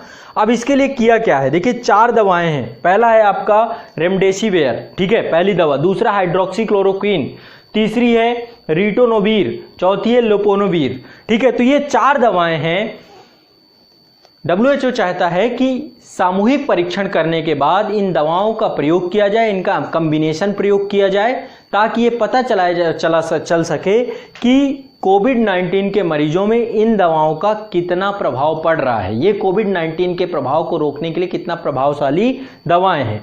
तो सामूहिक और एकजुटता परीक्षण WHO द्वारा नैदानिक परीक्षण के लिए आरंभ किया गया एक अंतर्राष्ट्रीय पहल है। इस परीक्षण का उद्देश्य क्या है? कोविड-19 के उपचार को प्रभावी तरीके से पता लगाने में सहायता प्राप्त करना। कोविड-19 के उपचार के तौर पे मुख्यतः 4 दवाओं का संयोजन चिन्हित किया गया। अभी चारों दवाएं फिर से याद करिए, इनके पूछ सकता है विकल्प में। पहला है रेमडेसिविर, दूसरा हाइड्रोक्सीक्लोरोक्विन, तीसरा है रिटोनोवीर, चौथा है लोपिनेविर। ठीक है, रिटोनोवीर और लोपिनेविर, ठीक है, याद रखिएगा। ठीक है, तो ये आपके जो है प्रमुख 4 जो है दवाएं हैं इन दवाओं का। तो इसका उद्देश्य है विभिन्न देशों के मरीजों के पंजीकरण के बाद यह देखना कि उपर्युक्त 4 दवाएं और इनका कॉम्बिनेशन से कोविड-19 वायरस के प्रभाव को धीमा या इसकी वृद्धि को कैसे नियंत्रित किया जा सकता है या नहीं। ठीक है, तो ये इसको बोलते हैं सामूहिक एकजुटता परीक्षण पहल। ठीक है, अंतर्राष्ट्रीय पहल WHO के द्वारा ये पहल प्रारंभ की गई है। ठीक है, इसके बाद भारत में क्या किया गया, चूंकि जैसा आपको पता है कि स्वास्थ्य सुविधाएं चूंकि एक महामारी है और पैंडेमिक में आज के समय पे लाखों करोड़ों की संख्या पहुंच रही है हर जगह पे, तो अस्पतालों की संख्या बहुत कम है, वैसे रिकवरी रेट बहुत ज़्यादा है, तो अस्पतालों में वेंटिलेटर और बेडों की संख्या बहुत कम है। ऐसे में भारतीय रेलवे ने क्या किया है, भारतीय रेलवे ने ट्रेनों की 500 रेल कोचों 5000 रेल कोचों को उसने क्या किया है, कोरोना मरीजों के उपचार के लिए आइसोलेशन इकाई में परिवर्तित कर दिया है। ठीक है, किसमें परिवर्तित कर दिया? आइसोलेशन इकाई में परिवर्तित कर दिया है। ये गैर वातानुकूलित कोच हैं और यह अंतिम विकल्प के रूप में विकसित किए गए हैं। ठीक है, तो इसको भी ध्यान रखिएगा। अगला है, दुनिया के 5 प्रमुख तकनीकों से 100 से ज्यादा देश कोविड-19 की वैक्सीन बना रहे हैं। वैसे रूस की बन गई है स्पुतनिक भी, जिसके बारे में मैंने आपको बताया, लेकिन विश्व के बहुत सारे देश लगे हुए हैं वैक्सीन को बनाने में। तो 5 प्रमुख तकनीकें कौन कौन सी हैं, मैं तकनीकें बता दूंगा। इनको मैंने डिटेल से एक वीडियो बताया था, कोरोना की दवा कब आएगी, आप वो देख सकते हो, उसमें डिटेल से मैंने सब पे चर्चा की है। तो पहला है वायरल वेक्टर वैक्सीन। ठीक है, पहला है वायरल वेक्टर वैक्सीन, दूसरा है DNA वैक्सीन, तीसरा है आपका RNA वैक्सीन। ठीक है, ये दोनों DNA वैक्सीन और RNA वैक्सीन आनुवांशिक वैक्सीन के अंतर्गत आती हैं। आमतौर पे वैक्सीन बनाने में उसी वायरस का प्रयोग किया जाता है जिस वायरस के लिए वैक्सीन बनाई जा रही है। या तो वायरस जिंदा हो सकता है, सक्रिय हो सकता है, तो उसको प्रबलता को कम करके, उसको कमजोर करके वैक्सीन बनाई जाती है, या निष्क्रिय वायरस से भी उसके एंटीबॉडी का प्रयोग करके वैक्सीन का निर्माण किया जाता है। तो ऐसे में पहला है वायरल वेक्टर वैक्सीन, दूसरा है DNA वैक्सीन, तीसरा है RNA वैक्सीन, नेक्स्ट है आपका प्रोटीन आधारित वैक्सीन, और पांचवा पुनः संयोजन वैक्सीन। तो वैक्सीन के प्रमुख आधार हैं। और भारत ने कोविड-19 के परीक्षण के लिए उन्नत तकनीकी अपनाई है, और जिसमें भारत ने एलिसा परीक्षण, ठीक है, एलिसा परीक्षण तकनीकी का प्रयोग किया है। 1974 में एड्स के परीक्षण को लेकर यह तकनीकी भारत के द्वारा विकसित की गई थी। दूसरा RT-PCR परीक्षण को भी भारत जो है इस समय प्रयोग कर रहा है। तो एलिसा परीक्षण ये टेस्ट के लिए है, टेस्टिंग के लिए कि कोविड है कि नहीं है। ठीक है, तो कोविड को लेकर वैक्सीन की 5 विधियां हैं, और परीक्षण भारत की मैं अलग बता रहा हूं, दोनों अलग अलग ध्यान रखिएगा। जो 5 विधियां वैक्सीन बनाने को लेकर है, पहला है वायरल वेक्टर वैक्सीन, दूसरा है अनुवांशिक वैक्सीन जिसमें 2 हैं, DNA वैक्सीन और RNA वैक्सीन, तीसरा है प्रोटीन आधारित वैक्सीन, और चौथा है आपका पुनः संयोजन वैक्सीन। DNA और RNA वैक्सीन अलग अलग हैं, मतलब अनुवांशिक वैक्सीन के अंतर्गत ही आती हैं। भारत कोविड-19 के परीक्षण के लिए उन्नत तकनीकी कौन कौन सी है? पहला एलिसा परीक्षण 1974, आप वो वीडियो जरूर देखें, कोरोना की दवा कब आएगी, आजाद इस एकेडमी में पढ़ा है, उसमें मैंने सारी चीजें डिटेल में बताई हैं, यहां पर पॉसिबल नहीं है। एलिसा परीक्षण 1974 में विकसित किया गया। दूसरा RT-PCR परीक्षण आपका ये दूसरे उसमें बताया गया। तीसरा है आपका रैपिड एंटीबॉडी परीक्षण, और चौथा है ट्रू नॉट परीक्षण प्रणाली। ठीक है, तो ये 4 प्रणालियां जिनके माध्यम से भारत जो है बहुत तेजी से, तभी आप देख रहे हैं केसेस की संख्या भी बढ़ती जा रही है। ठीक है, आगे है भारत ने एक अपनी खुद की भी वैक्सीन बनाई जिसका नाम है कोवैक्सीन। तो कोविड-19 की भारत की बनी पहली संभावित वैक्सीन है। अभी ये ट्रायल पे है, अभी इसका क्लिनिकल ट्रायल खत्म हो चुका है, अभी मानव पर प्रयोग की जा रही है। तो हैदराबाद स्थित भारत बायोटेक कंपनी, इसे याद रखना है, हैदराबाद में स्थित है भारत बायोटेक कंपनी तथा भारतीय चिकित्सा अनुसंधान परिषद ICMR के सहयोग तथा राष्ट्रीय विषाणु विज्ञान संस्थान के सहयोग से विकसित की गई है। 3 संस्थाएं हैं, हैदराबाद स्थित है आपकी, इसका नाम है भारत बायोटेक, इसे ध्यान रखना है, भारत बायोटेक कंपनी। दूसरा है भारतीय चिकित्सा अनुसंधान परिषद और तीसरा है राष्ट्रीय विषाणु विज्ञान परिषद। इनके सहयोग से ये पूरी वैक्सीन बनाई गई है, ध्यान रखिएगा इसको। अब देखिए, जब तक वैक्सीन नहीं आती है तब तक कोरोना को रोकने के लिए सबसे प्रभावी उपाय क्या हो सकता है? सोशल डिस्टेंसिंग, लॉकडाउन, है ना। तो ऐसे में यदि किसी क्षेत्र में आप देखेंगे कोरोना के पेशेंट बहुत ज्यादा है तो उसे कोविड हॉट स्पॉट क्षेत्र घोषित कर दिया जाता है। इसके लिए आपने देखा भी कि red zone, orange zone, yellow zone, green zone, ऐसे भारत को बांट दिया गया। लेकिन एक होता है कंटेनमेंट जोन। कंटेनमेंट जोन का मतलब है किसी भी क्षेत्र विशेष में, किसी शहर में जहां पे कोरोना के पेशेंट बहुत ज्यादा है, या आप जिस शहर में रह रहे हैं यदि वहां पर भी कोई कोविड केस आ रहा है, तो ऐसे में कोविड के नियंत्रण के लिए सबसे प्रभावी तरीका है कंटेनमेंट जोन। अब क्या है कंटेनमेंट जोन, ये भी समझिए, सोशल डिस्टेंसिंग का तरीका है, जिसके अंतर्गत यदि कोई कोरोना संक्रमित किसी क्षेत्र विशेष में पाया जाता है तो स्थानीय प्रशासन द्वारा उस क्षेत्र की घेराबंदी कर दी जाती है, उस क्षेत्र को सील कर दिया जाता है, घेराबंदी कर दी जाती है, और केवल आपातकालीन सेवाएं जैसे मेडिकल, सब्जी और डेयरी उत्पाद ही उस क्षेत्र में पहुंचते हैं, बाकी सारी चीजें प्रतिबंधित हो जाती हैं, वहां के लोग भी कहीं आ जा नहीं सकते, है ना। तो सोशल डिस्टेंसिंग ही चेन तोड़ने का, कोविड चेन तोड़ने का सबसे प्रभावी तरीका है। तो कंटेनमेंट जोन का मतलब है कोविड-19 के नियंत्रण का सबसे प्रभावी तरीका सोशल डिस्टेंसिंग है, जिसके अंतर्गत कोई भी कोरोना संक्रमित जब किसी क्षेत्र में पाया जाता है तो स्थानीय प्रशासन के द्वारा उस क्षेत्र की घेराबंदी कर दी जाती है, आपातकालीन सेवाएं, मेडिकल, सब्जी और डेयरी उत्पाद चलते हैं। WHO ने, ये तो हो गया कंटेनमेंट जोन के बारे में। नेक्स्ट है अगला, WHO ने एक, देखो जब कोविड-19 लागू हुआ तो विश्व के बहुत सारे देशों ने लोगों को लॉकडाउन के कारण सोशल डिस्टेंसिंग के लिए विभिन्न कानूनों को बनाया। तो कौन कौन से कानून बनाए गए? मास्क लगाने को लेकर के विभिन्न, या हैंड सैनिटाइजर को लेकर, लॉकडाउन का अनुपालन करने को लेकर, ऐसे हर देश ने, विश्व के हर देश ने कानून बनाए। तो WHO ने क्या किया है, WHO ने एक कानून प्रयोगशाला बनाई है। इस कानून प्रयोगशाला डिजिटल कानून प्रयोगशाला है, जिसका डोमेन है www.covidlab.org। covidlab.org इसका शुभारंभ किया है।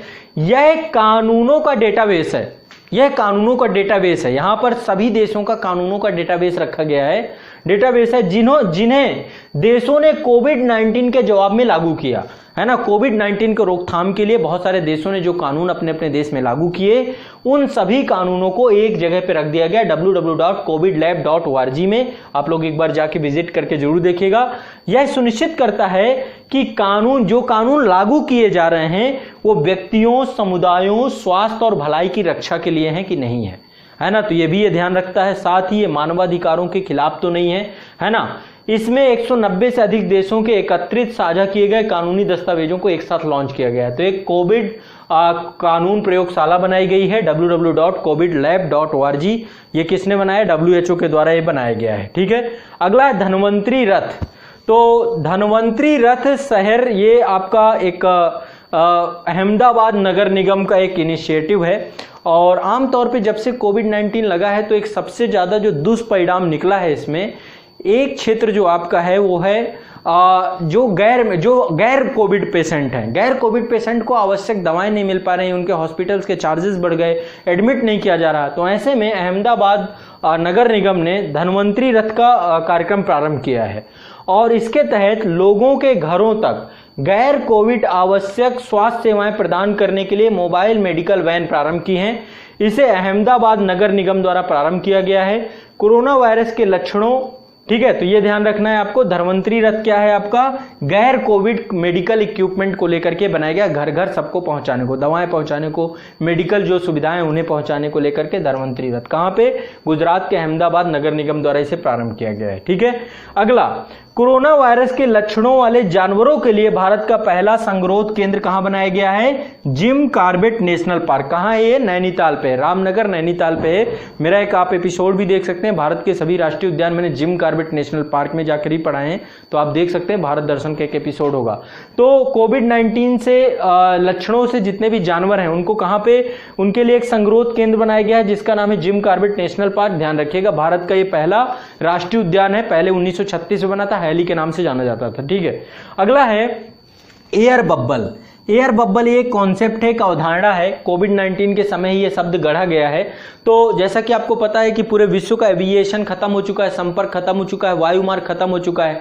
ऐसे में कोविड-19 अब चूंकि वैक्सीन आएगी, थोड़ा समय लगेगा, लेकिन फिर भी देश एक दूसरे के साथ अब संपर्क स्थापित कर रहे हैं। फिर से वायु मार्ग, वायु जो है सेवाएं, परिवहन प्रारंभ हो रहा है। तो एयर बब्बल का मतलब है कोविड-19 के समय गढ़ा शब्द, जिसमें जो दुनिया के विशिष्ट क्षेत्रों के बीच परिवहन और लोगों के संपर्क को संदर्भित करता है। तो अभी जर्मनी के साथ, फ्रांस के साथ लगातार अब भारत जो है समझौते कर रहा है कि भाई अब हम अपना नेविगेशन आपके लिए खोलेंगे, आप अपना एविएशन हमारे लिए खोलिए। तो परिवहन, ये वायु परिवहन सुविधाओं को प्रारंभ करने के लिए किया गया प्रयास है, जिसको हम एयर बबल बोलते हैं। तो एयर बबल यह ध्यान रखिएगा। एक दवा है जिसका नाम है इटोलीजुमाब। इटोलीजुमाब ये एक तरीके का मोनोक्लोनिकल एंटीबॉडी है। क्या है? मोनोक्लोनिकल एंटीबॉडी है, जो गंभीर पुरानी प्लेग सिरोसिस के उपयोग के लिए इसको मंजूरी प्रदान की गई है। ठीक है, इसको कहाँ, किसके लिए मंजूरी प्रदान की गई है? गंभीर पुरानी प्लेग सिरोसिस के लिए। इसको जो है ये पहले से ही ये प्रयोग की जाती थी ये दवा, लेकिन अब कोविड-19 के लिए भी इसको आपातकालीन मंजूरी प्रदान कर दी है डीजीसीआई के द्वारा। ठीक है, डीजीसीआई के द्वारा जो है कोविड-19 के लिए भी इस दवा के नियंत्रित उपयोग के लिए आपातकालीन मंजूरी प्रदान कर दी गई है इटोलीजुमाब के द्वारा। तो ये भी पूछा जाता है, तो ये भी कोविड-19 की एक दवा है। ठीक है, ये तो हो गई आपकी थोड़ा सा कोविड को लेकर के जानकारी। अब इस दौरान केंद्र सरकार और विभिन्न राज्य सरकारों के द्वारा कोविड-19 से संबंधित विभिन्न ऐप जारी किए गए, विभिन्न योजनाएं बनाई गई है ना, विभिन्न प्रकार की समितियां बनाई गई। तो क्या क्या है ध्यान रखिएगा। पहला एक कोरोना सहायता ऐप बिहार सरकार के द्वारा बनाया गया। कोरोना सहायता ऐप बिहार सरकार के द्वारा। आरोग्य सेतु ऐप भारत सरकार के द्वारा जारी किया गया। समाधान ऐप ये मानव संसाधन विकास मंत्रालय ने बनाया। इसी 5T योजना दिल्ली सरकार ने बनाई है। करुणा ऐप सिविल सर्विसेज एसोसिएशन के द्वारा बनाया गया है। करुणा ऐप सब कोविड-19 के दौरान बनाए गए ऐप है। वी सेफ टनल ये तेलंगाना के द्वारा बनाया गया है। सब कोविड-19 को रोकने के लिए बनाए गए प्रयास हैं। वी सेफ टनल तेलंगाना सरकार, कोरोना कवच भारत सरकार, ब्रेक द चेन केरला के द्वारा, ऑपरेशन शील्ड दिल्ली सरकार, नाडी ऐप पुदुचेरी के द्वारा, आई गॉट भारत सरकार के द्वारा, प्रज्ञम ऐप झारखंड के द्वारा, Covid care app Arunachal Pradesh के द्वारा, आयुष कवच ऐप उत्तर प्रदेश सरकार के द्वारा, कोविड इंडिया सेवा प्लेटफॉर्म ये केंद्र सरकार के द्वारा, कोपसैक DRDL के द्वारा, मिशन सागर केंद्र सरकार ने प्रारंभ किया था। मुख्यमंत्री कोविड-19 योद्धा कल्याण योजना मध्य प्रदेश सरकार के द्वारा। मुख्यमंत्री कोविड-19 योद्धा कल्याण योजना आपकी मध्य प्रदेश सरकार के द्वारा। लाइफ लाइन उड़ान ये नागर विमानन मंत्रालय के द्वारा। ऑपरेशन नमस्ते भारतीय सेना के द्वारा। नमस्ते ओवर हेडसेक कर्नाटक सरकार के द्वारा। मो जीवन ओडिशा सरकार के द्वारा। आयुष संजीवनी केंद्र सरकार के द्वारा। किल कोरोना अभियान मध्य प्रदेश के द्वारा। और एक टीम 11 बनाई गई है। टीम 11 अंतर विभागीय समिति बनाई गई है, ये उत्तर प्रदेश सरकार के द्वारा बनाई गई है। फिर से एक बार मैं पूरे योजनाएं और ऐप को फिर से बताता हूं, ध्यान से सुनिएगा। पहला है कोरोना सहायता ऐप बिहार सरकार के द्वारा। दूसरा है आरोग्य सेतु ऐप भारत सरकार के द्वारा। समाधान ऐप आपका मानव संसाधन विकास मंत्रालय। 5T योजना दिल्ली सरकार। करुणा ऐप सिविल सर्विसेज एसोसिएशन के द्वारा। वी सेफ टनल तेलंगाना के द्वारा। कोरोना कवच भारत सरकार। ब्रेक द चेन केरला के द्वारा। ऑपरेशन शील्ड दिल्ली सरकार। नाडी ऐप पुदुचेरी के द्वारा। आई गॉट भारत सरकार के द्वारा। प्रज्ञम ऐप झारखंड के द्वारा। Covid care app Arunachal Pradesh के द्वारा। आयुष कवच उत्तर प्रदेश के द्वारा। कोविड इंडिया सेवा प्लेटफॉर्म केंद्र सरकार के द्वारा। कोवसैक DRDL के द्वारा। मिशन सागर केंद्र सरकार के द्वारा। मुख्यमंत्री कोविड-19 योद्धा कल्याण योजना मध्य प्रदेश सरकार के द्वारा। लाइफ लाइन उड़ान नागर विमानन मंत्रालय के द्वारा। ऑपरेशन नमस्ते भारतीय सेना के द्वारा। नमस्ते ओवर हेडसेक कर्नाटक सरकार के द्वारा। मो जीवन ओडिशा सरकार के द्वारा। आयुष संजीवनी ऐप केंद्र सरकार के द्वारा। किल कोरोना अभियान मध्य प्रदेश के द्वारा। टीम 11 टीम 11 ये एक अंतर सरकारी समिट है उत्तर प्रदेश सरकार के द्वारा। तो ये आपकी जो इस समय की कोविड-19 के दौरान विभिन्न ऐप और समितियां और योजनाएं हैं। अगला नेक्स्ट, अभी बहुत सारी चीजें हैं, पहले कुछ नियुक्तियां देख लेते हैं। इस समय कुछ नियुक्तियां हुई हैं या कुछ के कार्यकाल को पुनः रखा गया, जैसे कि महान्यायवादी के कार्यकाल को आगे बढ़ा दिया गया है। के वेणुगोपाल जो है ये महान्यायवादी के पद पर अभी फिर से इनको चुन लिया गया है। ठीक है, जैसा कि आपको पता है अनुच्छेद 76 और भारत सरकार का प्रथम विधि अधिकारी है ना, एक वकील है। के वेणुगोपाल जो है महान्यायवादी हैं। 14 कैग 14वें नियंत्रक और महालेखा परीक्षक को गिरीश चंद्र मुर्मू, ये जम्मू कश्मीर के राज्यपाल थे, उपराज्यपाल थे। अब इनको 14वां जो आपके भारत के नियंत्रक और महालेखा परीक्षक है अनुच्छेद 148 उसके तहत गिरीश चंद्र मुर्मू जी को चुना गया है। मुख्य सूचना आयुक्त बिमल जुल्का हैं, मुख्य सूचना आयुक्त बिमल जुल्का। मुख्य सतर्कता आयुक्त संजय कोठारी हैं। जम्मू कश्मीर के नए उपराज्यपाल मनोज सिन्हा जी को चुना गया है, ध्यान रखिएगा। और पेटीएम के नए सीईओ वरुण श्रीधर, पेटीएम के नए सीईओ वरुण श्रीधर। प्रधानमंत्री के निजी सचिव चुने गए हैं हार्दिक सतीश चंद्र शाह, प्रधानमंत्री के निजी सचिव हैं हार्दिक सतीश चंद्र शाह, इनको चुना गया है। बीसीसीआई का अंतरिम मुख्य सीईओ, बीसीसीआई का अंतरिम मुख्य सीईओ ये चुना गया है हेमंग अमीन को। किसको चुना गया है? हेमंग अमीन को। बीसीसीआई का अंतरिम मुख्य सीईओ हेमंग अमीन को। यूपीएससी का अध्यक्ष प्रदीप कुमार जोशी, यूपी संघ लोक सेवा आयोग के अध्यक्ष चुने गए हैं प्रदीप कुमार जोशी। दिया मिर्जा जो हैं ये भारत के संयुक्त राष्ट्र पर्यावरण कार्यक्रम यूनेप की सद्भावना राजदूत चुनी गई हैं। ठीक है, पहले भी थी, अभी उनके कार्यकाल को बढ़ा दिया गया है। दिया मिर्जा को भारत के संयुक्त राष्ट्र पर्यावरण कार्यक्रम यूनेप का सद्भावना राजदूत का कार्यकाल बढ़ा दिया गया है, समय बढ़ा दिया गया है। एक अभिनेत्री हैं। ठीक है, बीसीसीआई के अध्यक्ष सौरभ गांगुली हैं इस समय। और भारत के मुख्य न्यायाधीश जस्टिस शरद अरविंद बोबड़े 47वें न्यायाधीश हैं, ध्यान रखिएगा। भारत के 47वें मुख्य न्यायाधीश जस्टिस शरद अरविंद बोबड़े साहब हैं, ये आपके जो है चीफ जस्टिस ऑफ इंडिया है।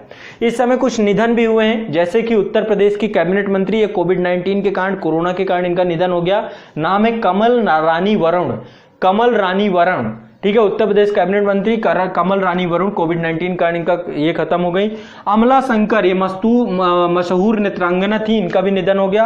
राहत इंदौरी उर्दू कवि थे, गीतकार थे, इनका भी अभी निधन हो गया कोविड-19 के कारण ही। सरोज खान ये कोरियोग्राफर थी। सुशांत सिंह राजपूत इन्होंने आत्महत्या कर ली थी, अभी अभिनेता हैं, बड़ा मुद्दा गहमे गहमी में सीबीआई के पास मामला है, 3-4 संस्थाएं लग चुकी है। डॉक्टर प्रणब मुखर्जी पूर्व राष्ट्रपति, भारत रत्न से सम्मानित, इनका भी निधन हुआ इसी टाइम पे। गीता नागभूषण ये कन्नड़ साहित्यकार थी, है ना। इसके बाद इरफान खान ये अभिनेता थे और ऋषि कपूर ये भी अभिनेता थे। तो कुछ प्रमुख निधन भी हुए हैं इस दौरान। ठीक है, और भी बहुत बड़ी लंबी लिस्ट है, लेकिन जो मुझे प्रमुख लगे वही मैंने आपको यहाँ पे बता दिया। कमल रानी वरुण यूपी कैबिनेट मंत्री, अमला शंकर मशहूर नृत्यांगना थी, राहत इंदौरी उर्दू कवि थे, सरोज खान कोरियोग्राफर थी, सुशांत सिंह राजपूत बड़ा चर्चा का विषय है ये, और प्रणब मुखर्जी पूर्व राष्ट्रपति हैं, गीता नागभूषण कन्नड़ साहित्यकार, इरफान खान और ऋषि कपूर। नेक्स्ट आगे चलते हैं।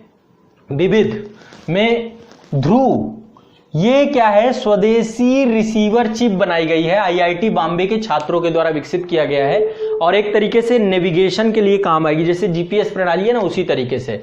तो देश के स्थानों और मार्गों को खोजने के लिए स्मार्टफोन में नेविगेशन उपकरणों के लिए ध्रुव प्रणाली जो है ये आईआईटी बॉम्बे के छात्रों के द्वारा खोजी गई। तो ध्यान रखिएगा।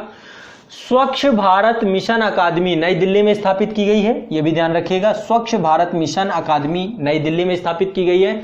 अगला है डिजिटल इकोनॉमी मिशन, कर्नाटक में ये बनाया गया है। डिजिटल इकोनॉमी मिशन कर्नाटक सरकार के द्वारा प्रारंभ किया गया है। डिजिटल इकोनॉमी मिशन कर्नाटक सरकार के द्वारा प्रारंभ किया गया है। अब देखो लॉकडाउन लगाया गया था जो, उसको भी उसकी डेट याद रखिएगा, 24 मार्च 2020 रात 12 बजे को अगले 21 दिनों के लिए 3 सप्ताह के लिए देशव्यापी लॉकडाउन लगाया गया था, ये ध्यान रखिएगा। और शायद ये डेट पूछ ले आपसे, पहला लॉकडाउन 21 दिनों के लिए लगा था, तो 21 मार्च रात 12 बजे अगले 21 दिनों के लिए 3 सप्ताह के लिए देशव्यापी लॉकडाउन की घोषणा की गई थी। प्रधानमंत्री की घोषणा के बाद गृह मंत्रालय ने आपदा प्रबंधन अधिनियम 2005 लागू कर दिया था और इसी अधिनियम के तहत ही पूरा देश इस लॉकडाउन में चलाया गया था। ठीक है, इसी अधिनियम के तहत ही सारे अधिकार अधिकारियों को मिले थे। तो अधिनियम की धारा 51 से 60 तक पूरे देश में लागू कर दी गई थी और पूरे देश को लॉकडाउन कर दिया गया था पैंडेमिक के कारण से। ठीक है, वंदे भारत मिशन ये मई 2020 में प्रारंभ किया गया। इसका उद्देश्य यही था कि कोविड-19 के कारण से जो विदेशों में फंसे भारतीय हैं उनको वायु मार्ग के माध्यम से भारत लाना, घर वापसी कराना। तो मई 2020 में कोविड-19 महामारी के उपजे संकट के बीच कई देशों में फंसे भारतीयों को अपने देश लाने के लिए, स्वदेश लाने के लिए ये पूरा कार्यक्रम एयर इंडिया और निजी जो आपके एविएशंस हैं, वायुयान हैं, उनके द्वारा चलाया गया था। नेक्स्ट है आपका पूर्ण स्वराज्य के प्रबल समर्थक हमारे जो लोकमान्य तिलक हैं, बाल तिलक, उनकी 100वीं पुण्यतिथि थी। 1 अगस्त 2020 को ये 100वीं पुण्यतिथि मनाई गई। 1 अगस्त 1920 को इनका देवासान हो गया था। तो जैसा कि आपको पता है कि भारत में जो उदारवादी चरण के बाद उग्रवादी चरण के जो प्रणेता थे लोकमान्य तिलक ही थे। स्वराज्य के प्रबल समर्थक थे, होम रूल लूप के जनक थे और इन्होंने कई किताबें भी लिखी हैं। केसरी और मराठा, है ना, 2 प्रमुख इनके पत्र निकलते थे। गणेश उत्सव इन्होंने प्रारंभ किया। वेरेंटाइल सिरोल, इसने भारतीय अशांति का जनक भी ने कहा था, ये क्वेश्चन भी पूछा गया है और इसके खिलाफ इन्होंने मुकदमा भी किया था, मुकदमा लड़ने ब्रिटेन भी गए थे। तो वेरेंटाइन सिरोल ने बाल तिलक को भारतीय अशांति का जनक भी कहा है। कुछ पुरस्कार हैं इस दौरान, ये पुरस्कार भी हम देख लेते हैं। ज्ञानपीठ पुरस्कार 2019 ये किसको मिला है? अक्कीथन अच्युतन नंबूदाबी को, ये ध्यान रखिएगा। ज्ञानपीठ पुरस्कार 2019 जो है अक्कीथन अच्युतन नंबूदाबी मलयालम के लेखक हैं, इनको मिला है। सरस्वती सम्मान 2019 वासुदेव मौही को मिला है, इनकी पुस्तक चेकबुक है, इसके लिए इनको मिला है सिंधी भाषा में। रेमन मैग्सेस पुरस्कार 2019 5 लोगों को मिला है। कौन कौन है 5 लोग? नंबर 1 पहले तो भारतीय रवीश कुमार हैं, भारतीय पत्रकार हैं, ध्यान रखिएगा, एनडीटीवी में हैं, बहुत ही शानदार पत्रकार हैं रवीश कुमार, भारतीय पत्रकार हैं। और दूसरे हैं किम जोंग की, दक्षिण कोरिया के हैं, इनको मिला है। आंग खाना नीला, ये थाईलैंड के हैं, इनको मिला है। को सुईविन म्यांमार के, इनको मिला है। और राय मुडो पुजंते के अवन, ये फिलीपींस के हैं। ठीक है, तो ये 5 लोग हैं, ध्यान रखिएगा। रेमन पुरस्कार को एशिया का नोबेल पुरस्कार भी कहा जाता है, रेमन मैग्सेस पुरस्कार को। ठीक है, तो भारतीय पत्रकार रवीश कुमार जी को ये पुरस्कार मिला है। इसके अलावा दादा साहब फाल्के पुरस्कार के जांगडी, ये एक जो है फिल्म निर्माता है के जांगडी, अरुणाचल प्रदेश के हैं, इनके द्वारा जो है इनकी फिल्म को मिला है। के जांगड़ी, इन्होंने एक फिल्म बनाई थी जो कि शहद के ऊपर आधारित थी। ठीक है, तो दादा साहब फाल्के पुरस्कार के जांगड़ी को मिला है, इनकी फिल्म का नाम है थोंगडोक। मिस अर्थ 2019 है नेलीस पिमेटन, ये प्यूर्टोरिको की हैं, नेलीस पिमेटन मिस अर्थ 2019 चुनी गई थी, है ना, प्यूर्टोरिको की।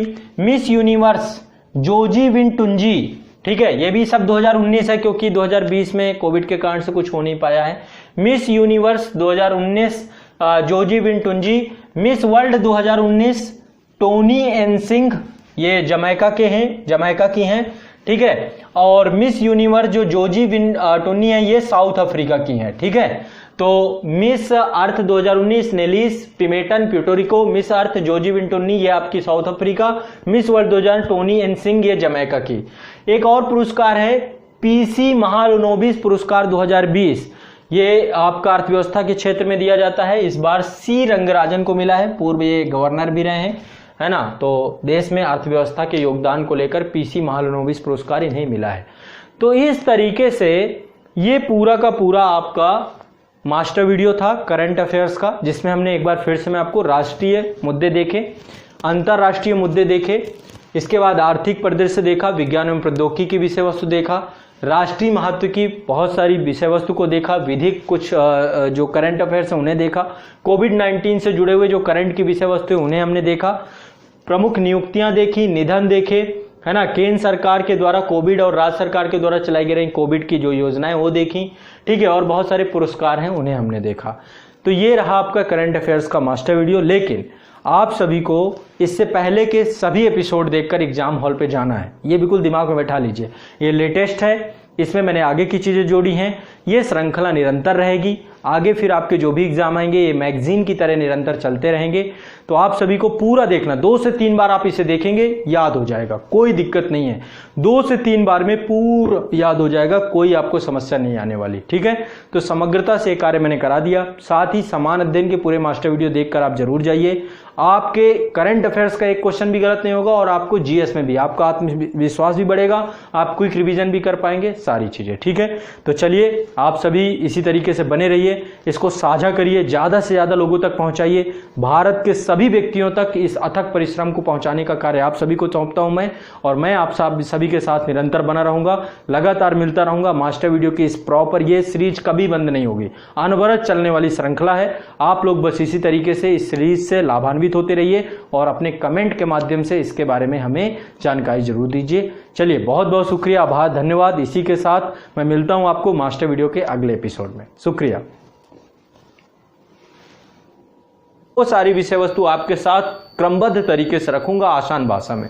निश्चित तौर पे इस बोर्ड पे आपको कुछ नहीं दिख रहा होगा, इस बोर्ड की यही विशेषता है। यहां पर मैंने आप सभी को लेकर के प्रॉपर रिसर्च और करंट अफेयर्स की सारगर्भित परीक्षा उपयोगी जानकारी आप लोगों के सामने दी है।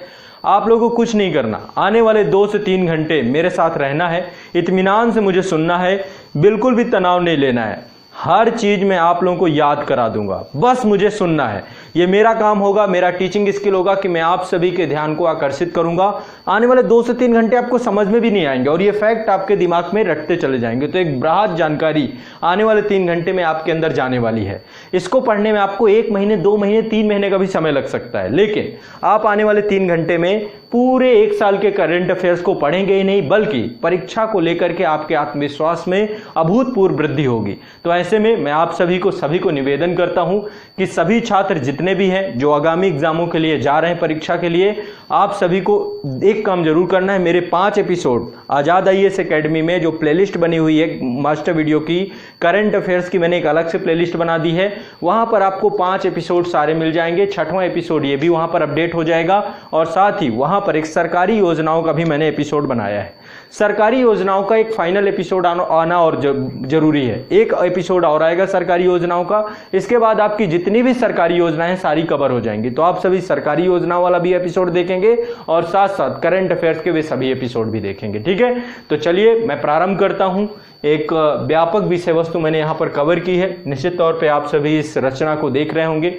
ये एक रात का अथक परिश्रम है, आप लोगों के लिए मेरे द्वारा किया गया एक छोटा सा योगदान है। बस मैं चाहता हूं कि आप सभी अपने लक्ष्य को प्राप्त करें और मेरे द्वारा जो आप लोगों के लिए सहयोग किया जा सके वो मैं कर सकूं तो मुझे बड़ी खुशी होगी।